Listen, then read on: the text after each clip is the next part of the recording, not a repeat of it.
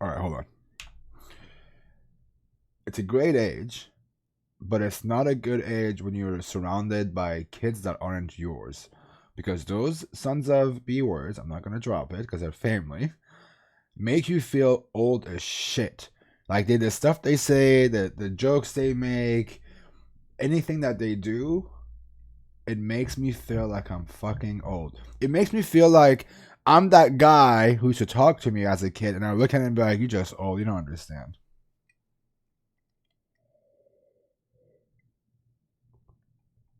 I am that guy to my little cousin. He makes me these, he tells me these jokes that, he's in the middle school. He's really, really young. But I don't get it anymore. I'm just the old cousin who's around, who hangs around, who was never young in his eyes.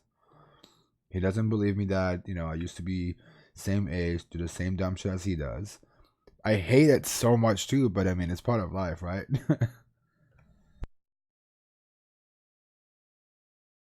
Like, I was one of those kids who, like, looked at other people and was like, you don't understand what it is to be young. Like, you're a kid, you're dumb. You don't understand it yourself. But now I'm that guy. I'm that guy. I am the old guy who doesn't get it. And I'm so glad to see most of you guys are in an older age range. Because, not that it bothers me or anything, but it's just cool to be, at least know that some of my viewers are about the same age as I am, and I'm not some old guy who's, on stream, doing streams and shit like that. Most of the streamers that are doing this professionally are super, super young. Booga, or whatever his name is, what is he, he's like 17? He's like 17, 16, and he's one of the biggest Fortnite streamers and players now. I'm not that old. No, 30 is fucking young. Fuck whoever says 30 is old. Flemish, you're not 50. You don't sound 50 when you talk. Damn, Bitco, you don't look 38. Damn. But 30 is old when you are fucking 16, 17, 18. 30 is fucking old to you. I get it. I've been one of those people that has been trying to hide the fact that they're getting to 30s, like to their 30s, but at the end of the day, can't do much about it. I can't stop an actual boomer audience. Alright, we're done here. Let's bring Jason on. Alright, Jason, you ready, man? Let's get it. Let's do this. Let's bring him on. Yeah, that was my rant about turning 30. Nothing wrong with being 30. I think 30 is where you make a lot of, the best decisions in your life, including kids and family and shit. But it doesn't seem fun when you're surrounded by younger kids. That's all I'm gonna say. All right, here's my questions. Let me get a pen before I bring Jason on.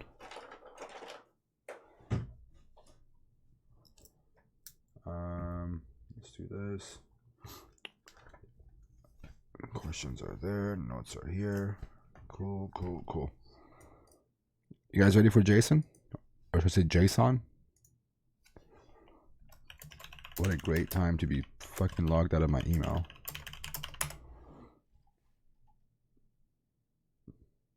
Yeah, I did some dumb shit in my 20s too. Don't feel bad. We all do dumb shit in our 20s. Alright, there it is.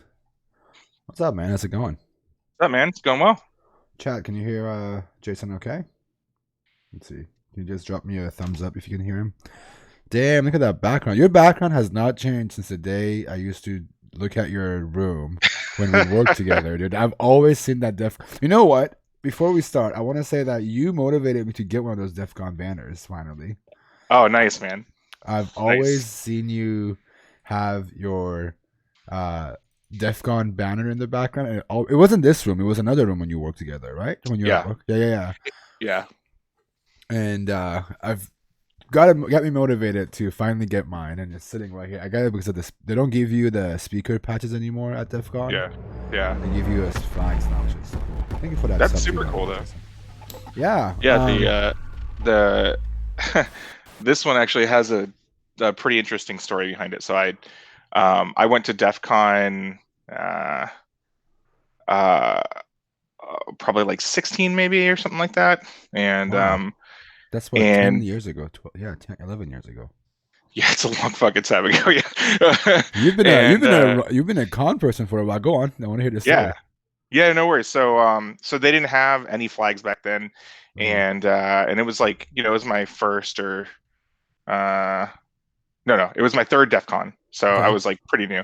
And like I was up at nights after, going out and drinking with friends and stuff. And then Right. we Vegas. were just passing in the hallways of the Riv, and there was an opportunity where a cart had one of the flags on it. And the unspoken rule of DefCon is if you can get away with it, then it's okay. So I just yoinked the flag right off the cart. And I was like, it was like 1 o'clock in the morning, stuffed it in my backpack, and bolted from my hotel room. So it's been mine for many years, and it's always been on my wall. So What was there was something going on at DEF CON this year. They had like lawn chairs or something that were up for grabs. beanbags, yeah, beanbags. If you could Beanbags. sneak out a beanbag, they were cool with it. Yeah, Yeah, I think this next year I'm gonna make it a mission to go to DEF CON and try to like come out with something. yeah, I yeah, think it'll be yeah. I don't know fun. if that's still the unspoken rule. I mean, it used to It be very is. more They did it piratey, this but year. yeah. Yeah, this year they said if you could get away with those beanbags, and I was like, fuck, I wish I knew. Yeah, having a DefCon beanbag would be sick. Yeah, Yeah, I don't know where yeah, I would put it in this room, but I think it would be yeah. cool Right. to Yeah, have you're one. just trying to like stuff it in your backpack or something like that. Yeah, I don't know how it's. How would you even take that back with you? I don't even know.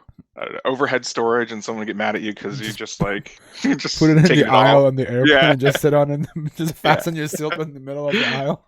yeah. All right. So for those of you guys who, for some god awful reason, don't know Jason, Jason used to be at Buckcraft for a while, and you got hired at Buckcraft through bug bounty hunting that you did for them. You were like number 1 or 2 or something like that on Buckcraft for a while, right? And Yeah, yeah, back in the day. that was like 2014 when Yep. bug bounties weren't even that huge, and you were already dominating doing bug bounties for Buckcraft, and then you became, at some point, eventually you became the VP of hacker enablement and education, right? Yeah, yeah. So I started at Bug Crowd leading operations. I think that's where you and Yeah. I first met. Yeah, you were an intern there Yep. for a short while, and that was a good team. Patrick was there too, who's a solid person. Yep. Some really good people back in the day. Spend is still there. He's the Um, only one from that group that's still there. Patrick? Spend.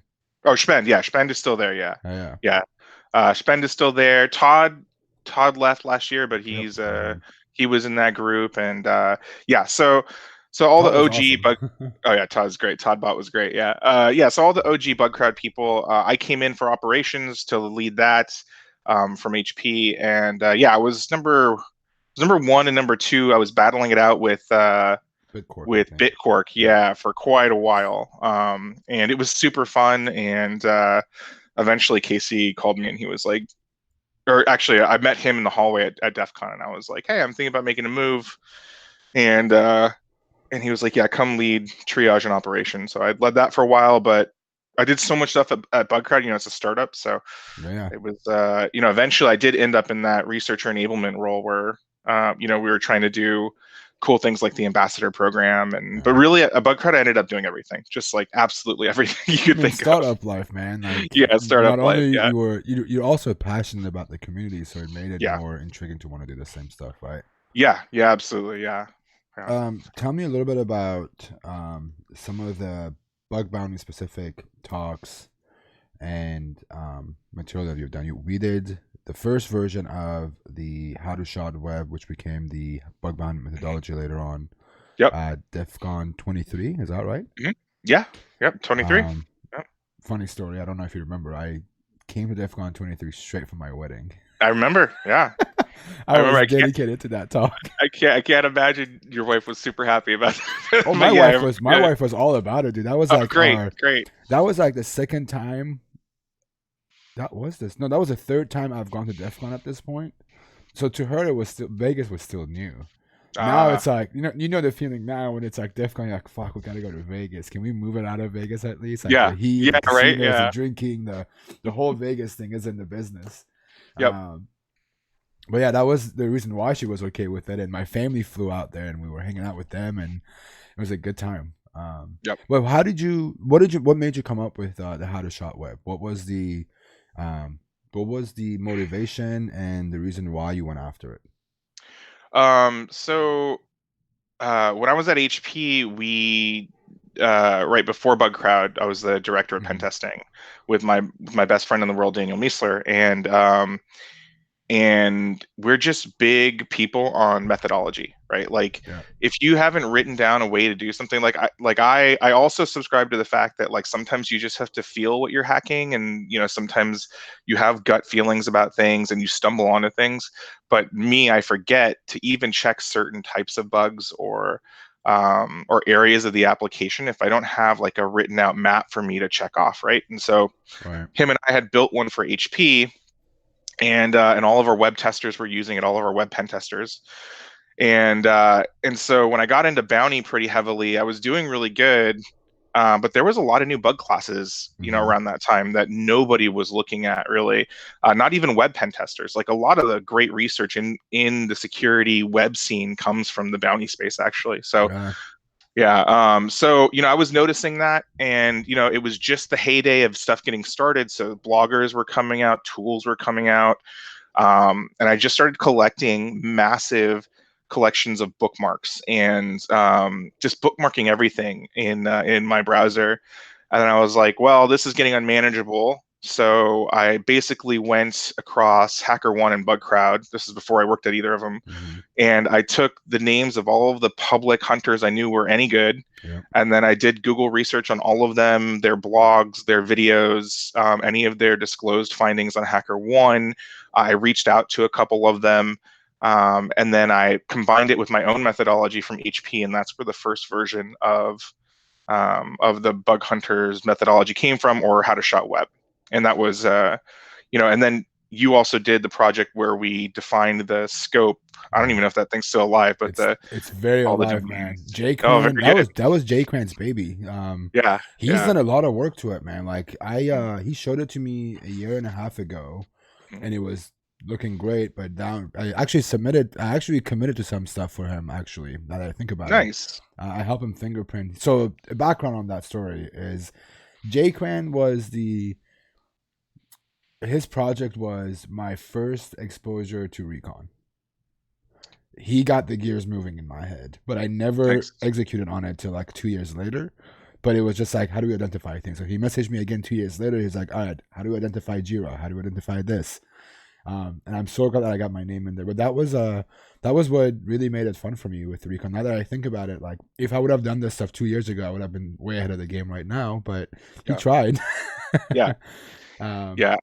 I mean, Recon wasn't exactly new. It was just that you only did it back in those days when you were part of like a red team, which right, wasn't even defined yet, right? Like people really didn't even have red teams. There was a couple companies doing wide scope pen tests, and right, then you could do that type of recon and OSINT. But like Bug Bounty has offered a whole new kind of area to just go very wide and look for stuff like that. So it was really exciting at the beginning because it's like, oh my God, every time I've tried to find something like, or tried to like do something like credentials on GitHub or find esoteric subdomains or, like all this other shit, normally I can't submit it at all because it's not scoped as part of the project when you're a right. professional pen tester. And then now you're like, oh, the chain's off. I can go, all this stuff I've been sitting on. This is great. So, yeah. Yeah, I think I don't want to say like bug bounty hunters. What I'm trying to say is not taking credit for bug bounty hunters who make Recon better, but I think Mm. bug bounty hunters played a huge role in Recon becoming a big thing. Yeah. Because like companies like Yahoo and then when they dropped their scope as start at Yahoo.com, people were just like freaking out, like how do we find all these websites? How do we keep them organized? And it was a movement of its own, I think.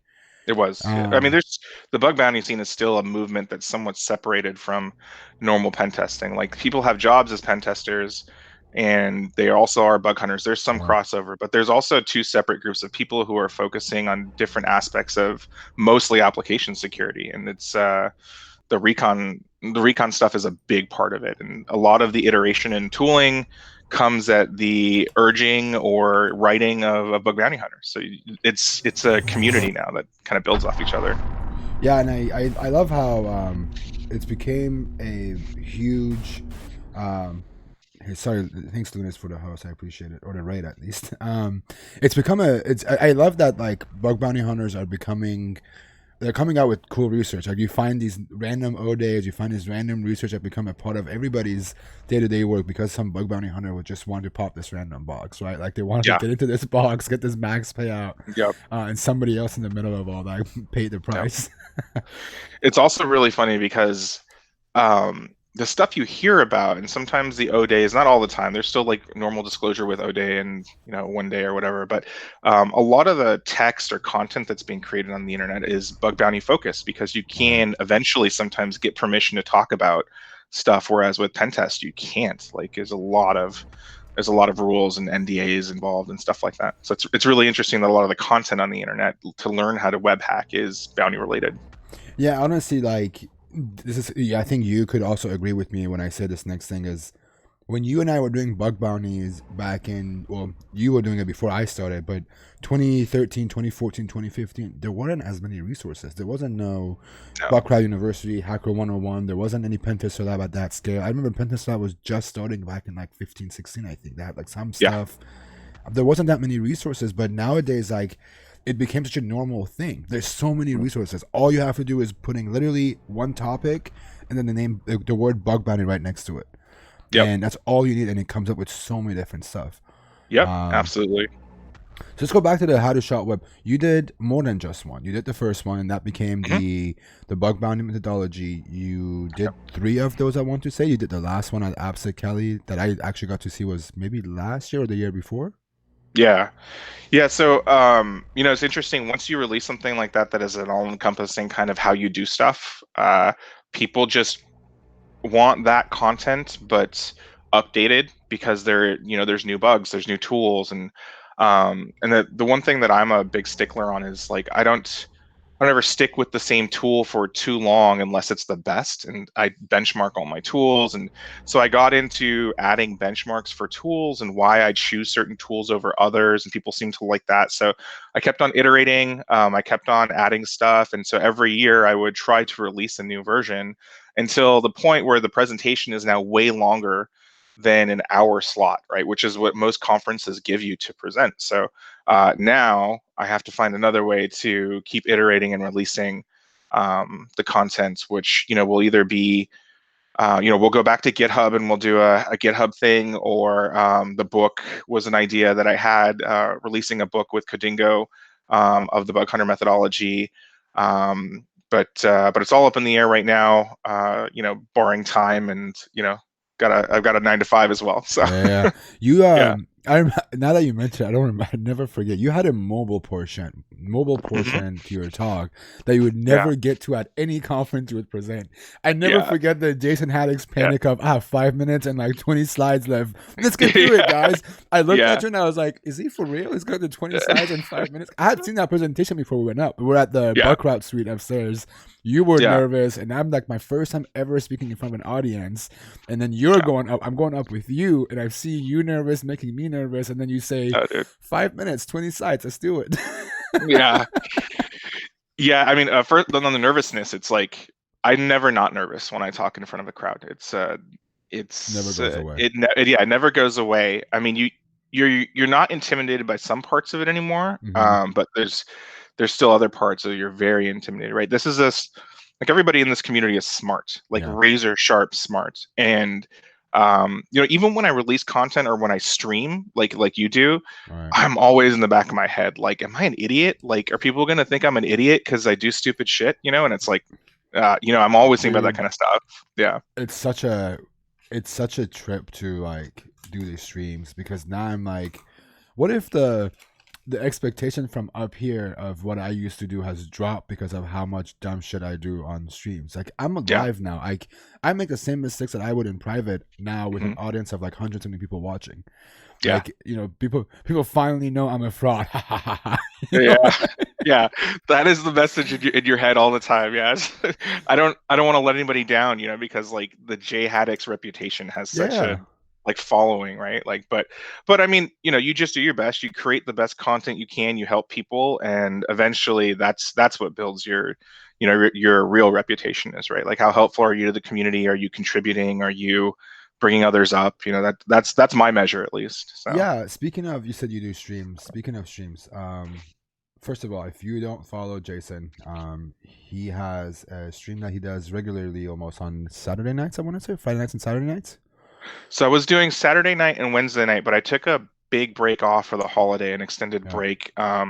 I like streaming, Okay. but it's just I have 3 kids and it's so hard to just get the time right. Like sometimes bedtime, is a war, and Julie and I are done with the day, and it's like am I gonna get on stream right now? And it's like maybe, I don't know. So now that I work in gaming, and before I was just a consumer of stuff like Twitch, and I watch streams all day. I always have a Twitch stream up, watching people stream for games that I love, and I love the intricacy and I love the personalities. But now that I've done it and I've worked with other gamers who do it, it's a job.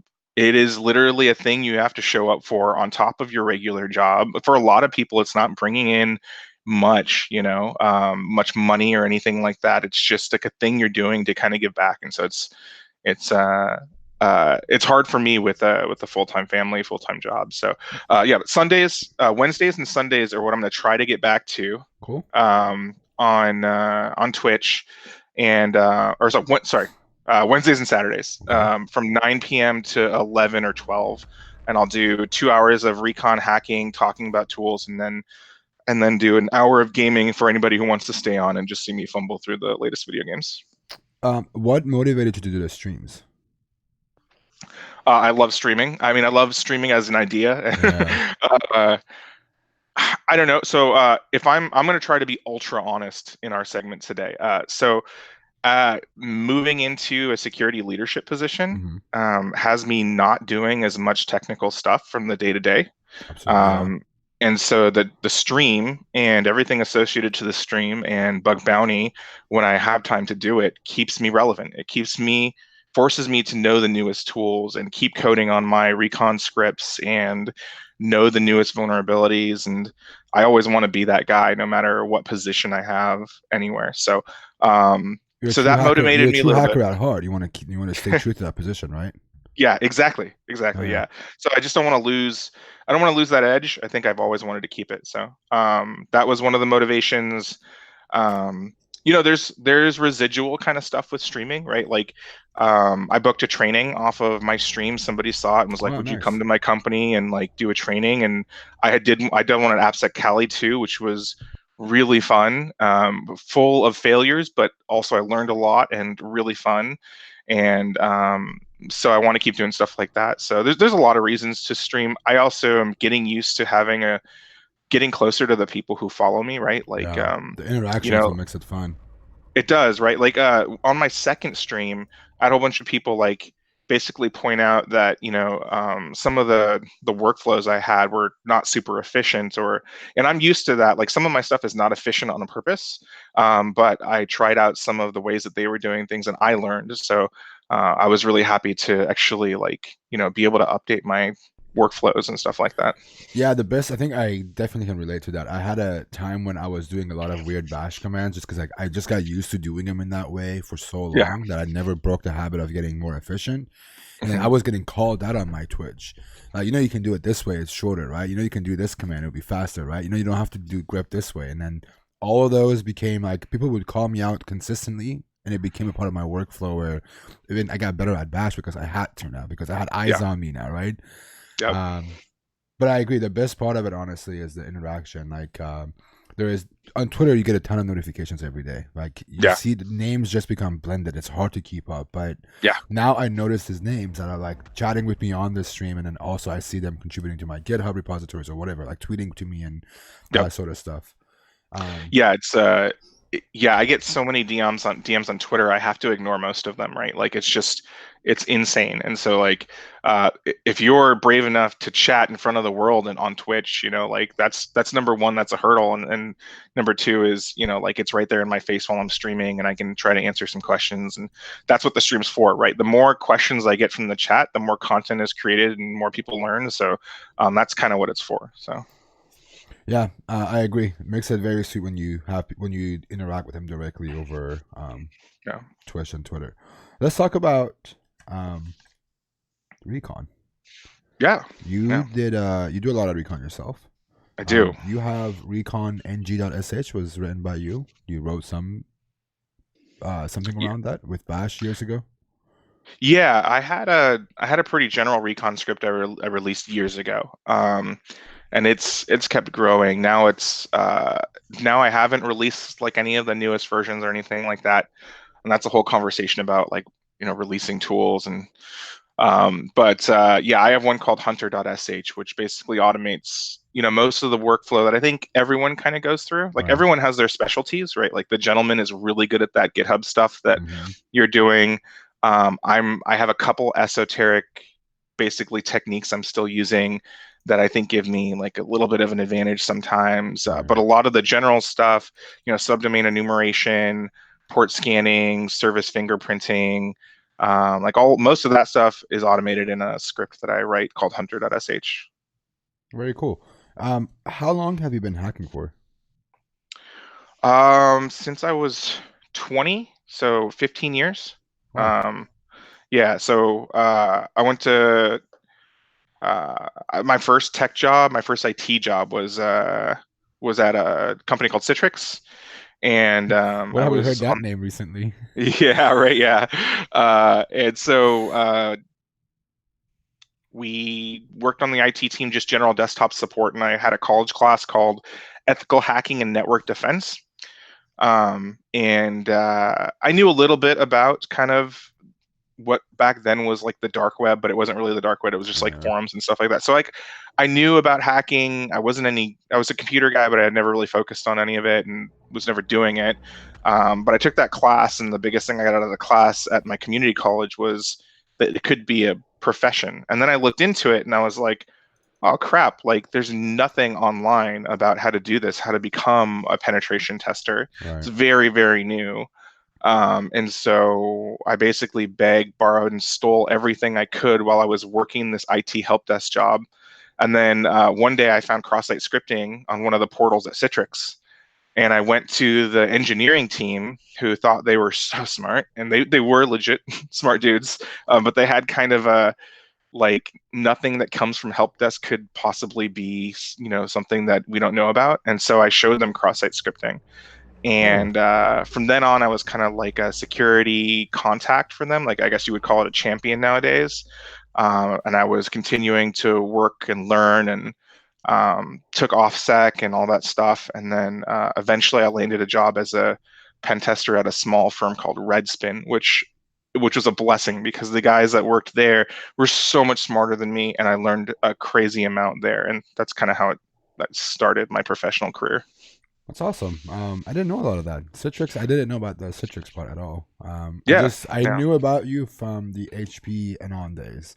yeah, Because when I was at Buckrow, you were still at HP, so I would hear your name, and I like yeah, when we looked you up, and then when you became an employee, I looked you up. I was like, oh, he came from HP. He's got to know his yeah, shit. But I didn't know yeah, anything before that. The yeah, HP pen testers are very well known for what they do. yeah, Um, yeah. That was a great group too. So after I did a couple years at Redspin as a junior, and then I moved into helping them define kind of their web methodology. And they mhm, were doing a lot of assessment, but not a ton of exploitation. So I don't know if you would really call it pen testing or not. It's more like vulnerability assessment. right. I helped them move into kind of actual pen testing, where a lot of things were getting exploited, and I wrote a lot of Metasploit like wrappers and scripts and stuff like that. So I went to Defcon one year, and I met Dan Miesler, who's my best buddy and just the smartest guy I ever went. And we went to that year, HP or Redspin paid for me to take a class, which was the Web Application Hackers Handbook Live. Oh, nice. And yeah, and so they paid for that, and I sat next to, I didn't sit next to Dan, but everybody had brought in their printed version of the Web Application Hackers Handbook, and like mine and his were like the creases on it were, you could see the folds of where we had like opened the book 150 million times, and then we had bookmarks, and they were just like the most jacked up ones there. So at the end when they did the CTF, I was like, hey, you want to be partners? Because it looks like we're both trying to do this thing like really hardcore. And we got second in the class CTF. Wow. And then after that, I saw him on the show floor or the expo center for this was Black Hat, Okay. and I saw him on the expo floor, and he's like, "Hey, I'm spinning up like a it's kind of a startup inside of HP. It's for application security testing, and do you want to do it?" And I was like, I'm kind of happy at Redspin. And then Redspin kind of at one point imploded a little bit. Uh-huh.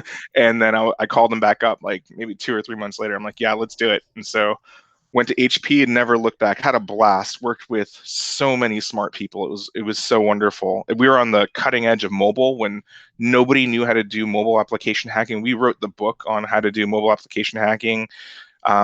It was an amazing time at HP. Is that where you met Dan at at that training? Yeah, at that Black Hat. Yeah, That's awesome. So that's how you guys became friends, and then the friendship continued. That's awesome. yeah, yeah. That's a It's pretty good story. yeah, it's been good, man. You got to have a bestie, right? I think Yeah. that's you and Zayat, right? And Dan has my back when everything else is going south. He's always sending me text messages telling me I'm awesome, and I do the same. And it's a love story, better than Twilight. Yeah, I don't have a cool story about how I met Zayed. I think I just reached out to him over Twitter a couple of times until he replied. I was like, "Hey, you want to hack together?" And he's like, "What?" And that was back on like Google Hangouts there, and then we moved Yeah. over to Skype, from Skype to Slack, and then now it's Slack and everything else. Yep. Yep. So let's talk about the recon. Your recon particularly. How do Okay. you do recon? Let's say you have a new target. We'll just use Yahoo.com for the Yep. sake of the paranoids being awesome. Yep. Given to you, that's just a brand new scope, never hacked on it. Yahoo.com. What do you do? Yeah. Okay, so first thing I'll do is like check out the scope for the project, right? Luckily, Yahoo is one of the biggest scopes that ever existed, right? So Yahoo is what I did my first stream on, and I go to the page and look at the provided domains, right, or the top level root domains. So grab those because I know that those are in scope and those are what I'm supposed to be looking for. And then I look for clauses in the scope about like, how wide is it? Like if I find other stuff that are not these domains do they want to know? And Tesla and Yahoo have exemptions in there that basically say, hey, if you find something, even if it's not explicitly in the scope that's listed, we kind of want to hear about it. And so, I love programs like that. And so then I'll kind of go off the chain. And so first thing I do is throw all those known root domains into my script, which the first things it does is it runs AMAS, Subfinder, and MassDNS. So that's pulling, that's scraping the internet for different sources and finding subdomains based on those roots using AMAS and Subfinder. And then MassDNS is doing concurrent brute force with a large list that I have provided it across all those root domains. And then while that's working on it, because those tools take a long time to run, I will then work on the GitHub dorking, right? So for those domains, that link I posted in the chat a little bit earlier, I auto-generate those links with the company name and those keywords, and I start going through their GitHub, all the GitHubs that have related keywords there. And so I'll spend about 30 minutes to an hour, depending on what I say is how high fidelity that data is, right? For instance, when I did it with Tesla on my last video, like password and credential and keywords like that looking for Tesla were not high fidelity data because they have their own like user modification API. And so basically, like all the stuff I was getting back was users contributing to their own GitHubs, not employees leaking stuff that I wanted to find. So I spent a little bit of time on that. And then once that goes through, once all of the enumeration for subdomains goes through, and I look at GitHub a little bit for those root domains, I go look at acquisitions. And so I'll go to Crunchbase. I have a pro version of Crunchbase. I'll go there and find all the acquisitions that were listed for the last probably 3 years for the company. And I track all this in a mind map, which I'm kind of famous for. I use a mind map to track all my information. And then so I'll add those, look through the scope, see if maybe they apply or if they don't, if they're explicitly out of scope or not. If I think there's any chance that they could be in scope, I'll move ahead with them and re-add them to the workflow of subdomain brute forcing. I'll look at those sites and stuff like that.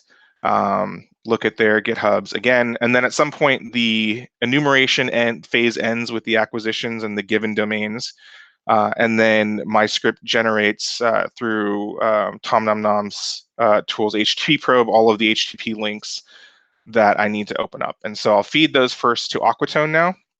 And then from Aquatone, I'll get screenshots and some port scanning, but I'll also do a separate port scan with mass scan. And mass scan goes through because it's really fast and concurrent and written in C.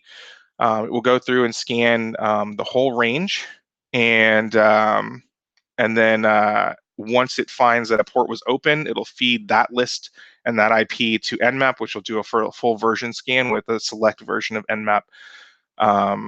Nmap scripts, basically the NSEs, and I'll feed those there, and then that'll concatenate into a report for me, and the report is grouped by virtual hosting, so you can see all the domains that reside to which IPs to which services at the end of the script, and you can work on it from there. And then I just start opening up the sites that are live, and once those are opened up in my browser, I visit them one by one through Burp. I start crawling JavaScript. I start calling the sites themselves.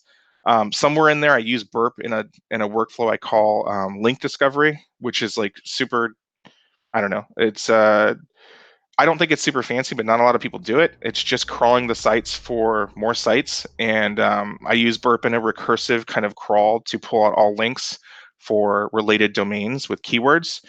So I showed it on Tesla, where I searched for Tesla and then spidered all the sites. And then when it found a whole bunch of new Tesla sites in the site tree, you select them all again and spider them again, then you find more sites, et cetera, et cetera. And then depending on how I'm feeling, I'll move on to the actual hacking and directory brute forcing phase, content enumeration, or I'll go check esoteric type of methods. So that's reverse DNS, that's some pretty advanced cloud scraping, looking at all the cloud ranges. I do other stuff like looking at not just SSL certificates, but favicon icons across cloud ranges for different companies. If they have a standard thing, I'll search for terms of services using Google hacking and trademark using Google hacking and stuff like that. So depending on how deep I want to go, I can get into some of those more esoteric recon methods. Yeah, somebody clip this. I can't do it, but sorry. No, like someone's mentioned to clip it, and I hope someone clipped it. That's a really. There we go, clipped it. Yay! I'm gonna clip it myself before we forget. So is it fair to say? So usually I ask. SSL certificates, but favicon icons across cloud range. It's playing back the sound that you were explaining what you were just talking about. Sorry. Oh, is it fair to say the top 5 tools that you use are, for Recon at least, are Aquatone, AMAS, HTTP probe, Nmap, and Aquatone? I said Aquatone twice. Aquatone, AMAS, HTTP probe, Nmap, and Burp. Yeah, I would say that's pretty accurate. So AMAS, Aquatone. I'm just looking through my source code right now for my script. AMAS, Aquatone, Nmap, Burp at a certain phase, and Masscan. Yeah, I would say those are all baked into my tooling. My tooling is changing all the time, though. Like it's kind of like a build in a game, right? Like as soon as something new comes out, a new tool comes out, I will review it. I will install it in my box and check it out, and then it has an opportunity to make it into my script. Like there's been some automated JavaScript parsing tools lately that some hunters have written, and it's pretty solid because it's got an algorithm to recognize key names out of JavaScript, and so I've added that recently. I'm trying that out. If it doesn't work and it doesn't add value after a couple runs, then I'll nuke it. So yeah, it's always changing. What are some of your favorite Burp plugins? Like, what do you use? Because you seem like you use. I don't use Burp as much as I should, at least.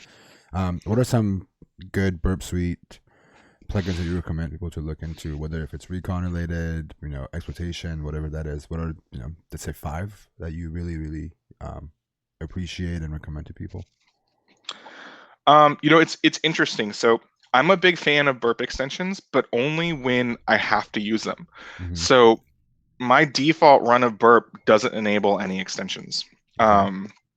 So the only must-have ones that I have right now is Turbo Intruder. So for content enumeration, you can use a command line tool from your VPS, but Turbo Intruder is mostly faster, at least in my benchmarks, than any other directory brute forcing or content enumeration tool out there. Okay. And if you can afford to eat up the resources on your personal box and your personal bandwidth and use it, you should, because it's really good.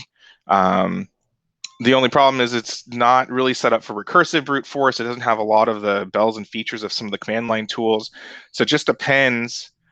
It depends on what you're trying to do. Like if I know an endpoint is supposed to have something interesting and I'm already very interested in an endpoint, I will. And excuse me, my kids just got home, so it's crazy in here. You're good. I don't hear anything in the back, so you're okay. Okay, cool. Then I will use Turbo Intruder. If I need to just generally recursively brute force something like that, I'll use FUF or dir search right now. So, cool. For content enumeration, yeah. Which one do you like more? I know the answer to that, but I want to ask FUF or directory search. Well, they were tied in my brain until very recently because FUF didn't support recursion, which I found some really great bugs with recursion. But now that FUF supports recursion, I'm becoming a better fan of FUF right now. Cool, that's good to know. Yeah. Do you use VPS for all your tools, or do you do it directly on your machine? That's a great question. I use both. So most of my stuff kicks off from a VPS, right? When you're doing Recon, at some point you're bound to get DNS blacklisted or IP banned from a program or something like that. So I install the tools, create an image in DigitalOcean, and then I can spawn it up once something like that happens and get a new IP on my box. So I do that, and but then I have a pretty beastie gaming computer, and Nice. so for things that require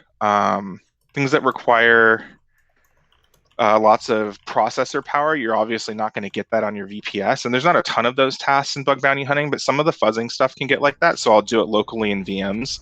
And I also have like a decent residential connection, right? I think that my residential connection could probably end up being faster than my VPS's connection, and there's no limits on bandwidth and stuff like that. Nice. So, so sometimes I'll do stuff from my VMs depending on what the task is. But you're not doing your active recon on your machine. The only reason I ask is like, I've been banned by Akamai a couple of times at home where I can't even like open up American Airlines, for example, and my wife's like shopping's like, hey, all these sites I go to. This is exactly the thing. Yeah. So Julia would try to book flights through Southwest, and the site would be blocked. And it's interesting. For a while, I never noticed I was getting banned. So I would tell her she would be like, I deleted all my cookies. I did this, and I'm like, okay, let me try. And I would try and be like, oh, that's weird. And I would try a VPN. It would get in. And I'm like, oh, okay, time to move away from the home internet and go somewhere else. Yeah. I saw chat. I'm watching chat while this is going on. So somebody said I used to be a big fan of Eyewitness.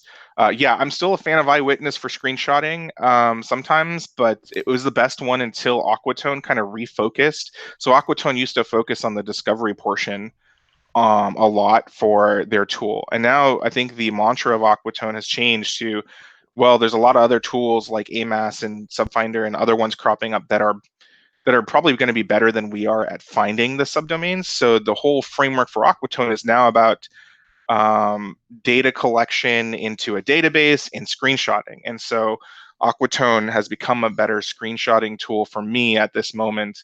I'm also the same type of guy though, but once HTTP probe spits out all those links, I will actually just open them in tabs in my browser because I want to see where the end redirect is. I want to I just want to like feel the interaction with the site. I want to work on those. I don't want to waste any time in my workflow. I want to stay very efficient. So sometimes I'm just opening them up in my browser to start those things.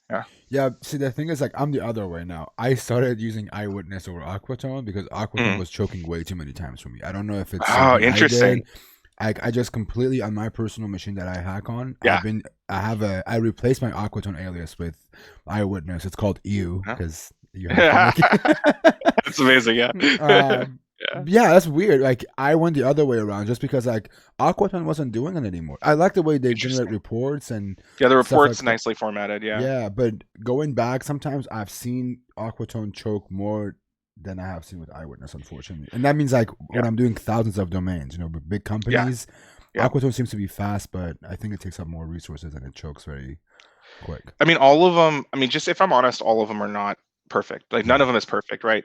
In fact, I got shit on this on my first stream. Someone was like, I was just taking the links out of HTTP probe and opening them 10 at a time in my browser, and I'm like, hey, this is the foolproof method to like make sure I don't miss anything, Yeah, right? that's what I Like, do too, though. Like yeah, it makes sense. Like you can't just rely on the screenshots, right? yeah, you can't. Yeah, people. I mean, people want to automate. This is a big discussion I have with a lot of hunters. They want to automate and they want to use tools that kind of do everything for them, but they don't understand what the tools are doing and why you're using the tools that you're using. And they don't understand after having done it manually some of what you're missing by using some of the tools. So I think that screenshotting tools are very much like that, right? Like there's so many errors, there's so many instances where the connections time out or the redirects are not Yep. followed, and it's just it's painful because that one site that you miss with the screenshot Could be a is 10K the bounty. one, yeah, is a 10K bounty, and you're just like, oh, that feels bad. Yeah, I agree. And the other thing is like I notice sometimes the screenshots like they may capture a portion of the site that hasn't loaded completely, Yep, and you yep, might see like errors, for example, sometimes like you were mentioning. That is yeah, huge to miss out yeah, on. yeah, it's huge, yeah. Yeah, it's weird that you were getting shit for it because I've literally done the same exact thing, Mm. and it's like, what are you doing manually for?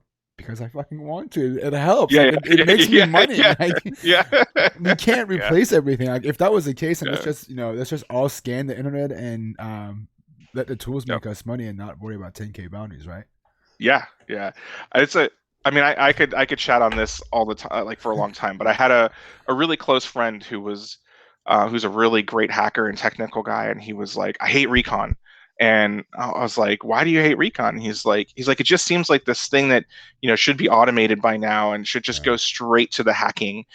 And I just had to sit there and be like, dude, like Recon is as much of a hacking discipline than SQL that's than SQL injection is, right? Or any type of RCE classification bug, or like server-side template injection or SSRF or something like that. And like let me show you how deep you can go with Recon, right? Like the stuff that we're talking about here is level 1 and level 2, right? But there's a level 3 and a level 4. Like whole companies have spun up around good Recon now. Asset Yeah, that's Note it. and like other ones have come up. There's a lot of vendors like JCran has Intrigue. Yep. Some of the stuff that JCran doing as part of Intrigue is just amazing. So there's a lot of foo in there, and people have taken a long time to refine it. So and sometimes some parts are manual. That's just part of it. So yeah, Let's talk about your routine. Do yeah, you have a particular routine for when it comes down to like hacking? Outside of like recon, your recon routine is different, right? But yeah. like, is there something you do to get in the mood? Is it like you have to play this Ooh, music, or is it like you yeah. gotta do, like what do you do to get in the mood? Um. Oh boy. So it's the program invite that really gets me excited, right? Like, and I kind of miss the old days of Bounty, right? Like there used to be these like they were, I'm sure that, the sites were using like SurveyMonkey or like some site or something to send out the invite emails for Yeah. the bounties. But when I get an invite and I see that it's a brand I know, like immediately I'm probably drawn to the program, right? Like if the brand is something I know and I care about and I think it would be cool to hack, that's the first thing that'll get me in. And then if I'm gonna get in the hacking mood, yeah, I got to put on some music. I'm a big fan of EDM. So I go to EDC every year, I was and expecting this to come up. yeah, yeah, Yes. yeah. So I'm trying to get some bug bounty hunters to come on that pilgrimage. And yeah, and so yeah, put on some EDM. Make sure all my tools are updated. Get on my VPS and just start the workflow. But yeah, I mean, it's also just got to be, like you said, you got to be in the mood and you got to have the space in your life, right? Like a Yeah. lot of times I don't have the space in my life. And in fact, we tried to do this meetup several times and I had to cancel because of work and family. And it's just hard when you have a very full life. And it's very low on the priority list to sit down and do bounty unless I'm trying to hustle for something, like very pointed. Yeah. How do you keep up with all these new vuln types, research, things that are happening every week, every day? How do you Twitter. keep up in Twitter? But how do you Yep. learn the actual topics?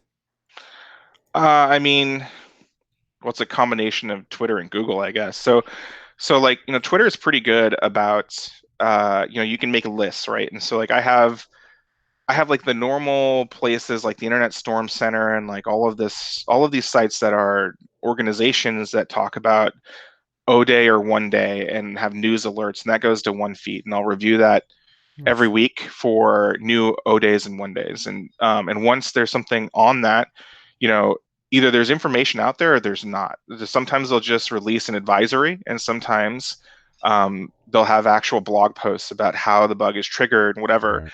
And then I'll use Evernote, and I have a section for each classification of bug type, right? So SSTI, SSRF, cross-site, request forgery, XSS, like, and then I'll dump relevant fuzzing strings into there or notes or whatever, and links to the blog post in a little cell, and then I'll just keep that updated. And so I'll do that, and then other than that, you can look at things like Hacktivity. When people disclose their bugs, BugCrowd just came out with their version of Hacktivity, and Yep. you can look.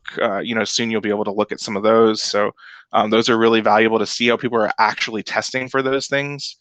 And yeah, I mean, and then I'll just Google, right? Like, there's not that many bug classes that are new in AppSec, right? Like there's new iterations of different classes of bugs, but for the most part, there's probably a conference talk of somebody who's done it, or who's trained on it before, and I'll go and I'll just Google my face off for an OWASP presentation or a DEFCON or Black Hat presentation on the topic, and I'll watch it. And I would say any given week I'm spending about 10 hours doing purely research to stay relevant for AppSec.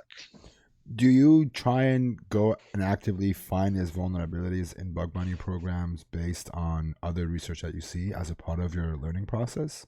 Yes, yeah. If there's a verbatim HTTP request, I can script up like a curl test pretty quickly, right? Like, Yeah. and then in my text files, I don't use a database for my Recon script. It's not database yet. I'll just run it across all the sites. Just one ping for every site for a new 1-day vulnerability or O-day vulnerability. See if it's there, see if anything hits. Usually it doesn't. Sometimes it does, and you get a Yeah. surprise payday, and it's like, that was easy. Like, pays to do 1-day research, right? Yeah, I think it's also like the stuff that you learn throughout the process of trying to learn somebody else's research or bug or whatever Hmm. that is Yeah, what also makes it super cool because you learn more stuff. Like example, trying to script it like an HTTP request. It yeah. might not work on the first try, but you're gonna find a way to make it work eventually. Yeah, and I've had some stories of where I've done some of those, and like been a super noob at that particular bug, and then had to like actually DM the author on Twitter of the research and be like, hey, I got this back, but there was a AEM hacking presentation that was a while ago. I can't remember who the author was, but it was really good, and they had some endpoints that weren't that had the option of not being access controlled very well in Adobe Experience Manager, the CRM or the CMS, and some endpoints to check. And I ran them, and I was getting non-standard replies, which I didn't know if it indicated there was a vulnerability or not. I didn't see any sensitive data when I was resolving the request, and so I went and talked to the guy who did the research, and like, we figured out, oh, he hadn't seen that either. Like, I wonder what this means, and together we figured out that like, it does represent that maybe another endpoint is actually open and they're redirecting, and we were able to like do some further research, which was cool. So on the topic of learning, Yeah. I know personally, you are big on certs. You were at Yeah, least. yeah. I was, yeah. Yeah. Tell me, what do you have any certs currently? I know you do, but Yeah. what are your most proud certs that you have? Um, Ooh. and what is your take on certificates for bug bounty hunters? I mean, you don't need a cert to be a bug bounty hunter. That's not a Very thing, true. right? So I used to be a big proponent. I think that, when you and I were hanging out a lot and we worked together, I was a big proponent of certs, and I have a lot of them, right? I have all the eLearn security certs. I have 1, 2, 3 SAN certs, GPen, GWAPT, and GSEC, which are all expired now, and I haven't renewed them. I did OSCP. I've done every training on the market, pretty much ever.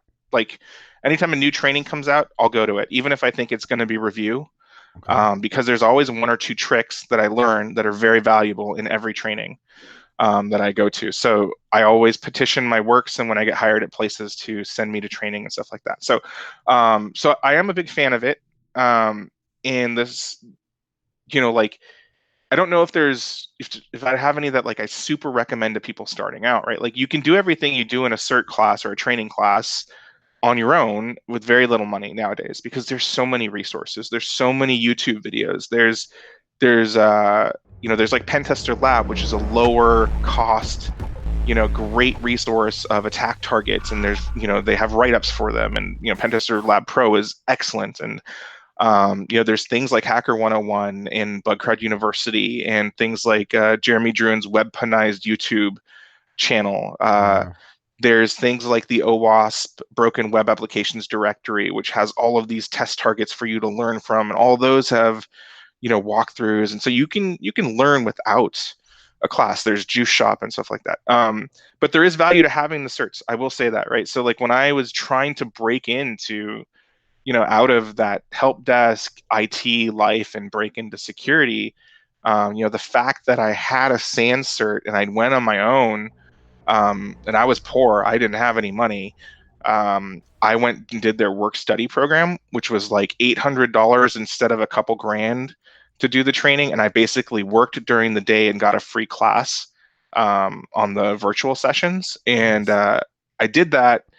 And that cert did help me get hired, right? Because it gets you past the like paper mill when it comes to a pen testing job or a security job. So they have been useful, but the quick way nowadays is Pentester Lab, right? Like so, It's huge. It's become it's huge. It's become a very big part of the bug bounty scene, I feel like. Yeah, that's the hack right now. Is the last guy I mentored, who happens to work at Bugcrowd now, but he could go anywhere he wants. Kevin, he's awesome. And what we did for him when we were trying to get him into this, he came from, like a traditionally non-technical, well, his last job was non-technical, but he has been technical his whole life. And we did Pentester Lab, and now Pentester Lab has those certs applied to every badge, right? And he went through and he powered through every badge on Pentester Lab Pro, went through everything, could do all the bugs, but also got those certs and listed them on his resume. And it was a quick hack to see, hey, look, I put in the time, I've got some certifications from a pretty credible site that people like, and it wasn't OffSec, and it wasn't SANS, and it wasn't a big costing training org. So so those were just fine for him. So for all my students who are just getting started, when I teach them, I'm like, you can go the cert way, you can do eLearn Security SANS or OffSec, but you can also go this cheaper way, which is almost just as good. So yeah. For people that are people that are technical but non, pen test or bug bounty background, what do you recommend for certificates? Do you think that eLearn Security is a good choice, or do you think like the traditional OSCP or the Web one would you recommend for bug bounty hunters? Because the reason why I ask is like the top question that I see on every single stream that I do is, hey, should I take the OSCP or should I go do Pentester Lab, or should I go do, like, what do you recommend? I personally think like going the Pentester Lab route, and if you want to get a cert, going with eLearn Security because it's cheaper and also more focused on web stuff. It's more worth it for bug bounty hunters than OSCP. But I know that OSCP has its own benefits. What do you think? Like, what is your take on it? Okay, so I promised I'd be hyper honest here. So I'm gonna be hyper honest, and if there's any OSCP people and like people who work for these organizations, it's not personal, right? Hey, just to get out of this, my former mentor is a CEO at Offensive Security. Yeah. So we have their blessings. We're good. Like we want to make sure people understand if they should go get, like, when you should go get an OSCP. You shouldn't go get OSCP because you want to become a bug bounty hunter. Yeah, no, not for bug bounty hunting. Yeah. So OSCP focuses on skill sets that were relevant for pen testing about 5 years ago, right? Like, and if you've never done any pen testing ever and you don't know what it's about, it's a great introductory course. It's a hard introductory course. It's got some relevant skill sets, but actually I've been talking to a lot of like industry people, and it's actually doesn't represent a lot of the stuff that you do in a day-to-day pen test shop nowadays. So it's kind of outdated on tools and techniques, and like the kind of stuff they're forcing you to do is do like a stack-based overflow, which is great. But how many times are pen testers doing a stack-based overflow? The landscape of a red team or a pen test team now is you're not developing a ton of your own exploits. That's not what you're spending most of your time on, although it's good to know how to do that. You're actually leaning more into the application side, right? Because most of the externally accessible scope for a pen test even are websites, right? And infrastructure and cloud. And so there's not a ton of that stuff in in OSCP. Now they have the new web one, and there is still value to the OSCP because it is so hard and rigorous in its practical tests that people respect the certification when you get it, and the certification can open doors for you. So if you're trying to open doors, still very valuable. But when you go work someplace and you do these things for your day job, or if your goal was to just get good at skills to make you a better bounty hunter, not the best, right? eLearn Security, I liked their contents. I've taken most of their things. I know the people who run that company. It's good content. They also have practical labs associated to it. It's cheaper than a lot of other places, and the certs are semi-respected now. So I like it, but I think that Pentester Lab is just kind of on top right now, right? It's very pointed in scope to vulnerabilities. If you're looking for knowledge, Pentester Lab will get you there. If you're looking for certification, you can still try one of the other ones. And SANS, in my opinion, has kind of gone downhill a little bit. I used to be a SANS fanboy, but it takes them so long to catch up to new tools and techniques in their course material. So only if your company is going to pay for something like that to get you the cert and to send you to a week-long class, and all of the powerful things I've learned from SANS classes were actually me forcing myself to be social and go out with the instructors at dinner and be like, hey, let me buy you dinner. And let me ask you all these questions that weren't really covered in the class, and that was how I made a lot of great contacts and with those instructors, and so that was a lot of the value I got out of the SANS stuff. And the cert. The cert did help me a little bit, but that's an expensive one to go for. What would you recommend for someone who wants to learn bug bounty hunting and just knowledge, right? Yeah, just knowledge. Like, what would you recommend? Would you just say Pentester Lab is a good place to start? I honestly think, with HackerOne and Bugcrowd University, I think the combination of three, it's absolutely a really good place to start. Yeah. I know Bugcrowd had some really, really good content on Recon, like the Gentleman's Recon thing was really cool. I watched that and it was great. Yeah. I know Pentester Lab is putting new content every freaking month. They just did the PDF SSRF thing, which is awesome. People can actually practice and know how to identify it. Yeah. And then the HackerOne CTFs, some of them are based on things that you see in bug bounties. And I think those are just all free resources you can use. Well, minus Pentester Lab is like $20, $30. Yeah, no, I mean, Pentester Lab is great, and Pro is cool because it offers you those certs. I would do Bugcrowd University and HackerOne. Those are both great pieces of content.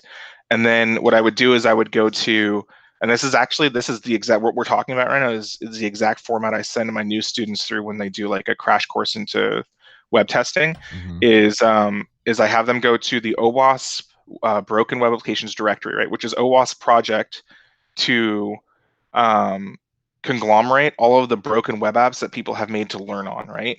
And I make them do every single one of those fucking things, right? From front to back, do those. I don't care if you have to look up the solutions online. I don't care how old they are. Set them up so you get the relevant knowledge of setting up infrastructure, VMs, applications. You get a little bit of learning there. Do the vulnerability challenges, get them all done, and write them up. And if you can do that with Pentester Lab, also doing that, like, you're going to be in a really great place for doing either assessment or bug bounty. You're going to have an exposure to all of the vulns that you need to have an exposure to, and then you're kind of just building on your knowledge over time through like Twitter and write-ups and stuff like that.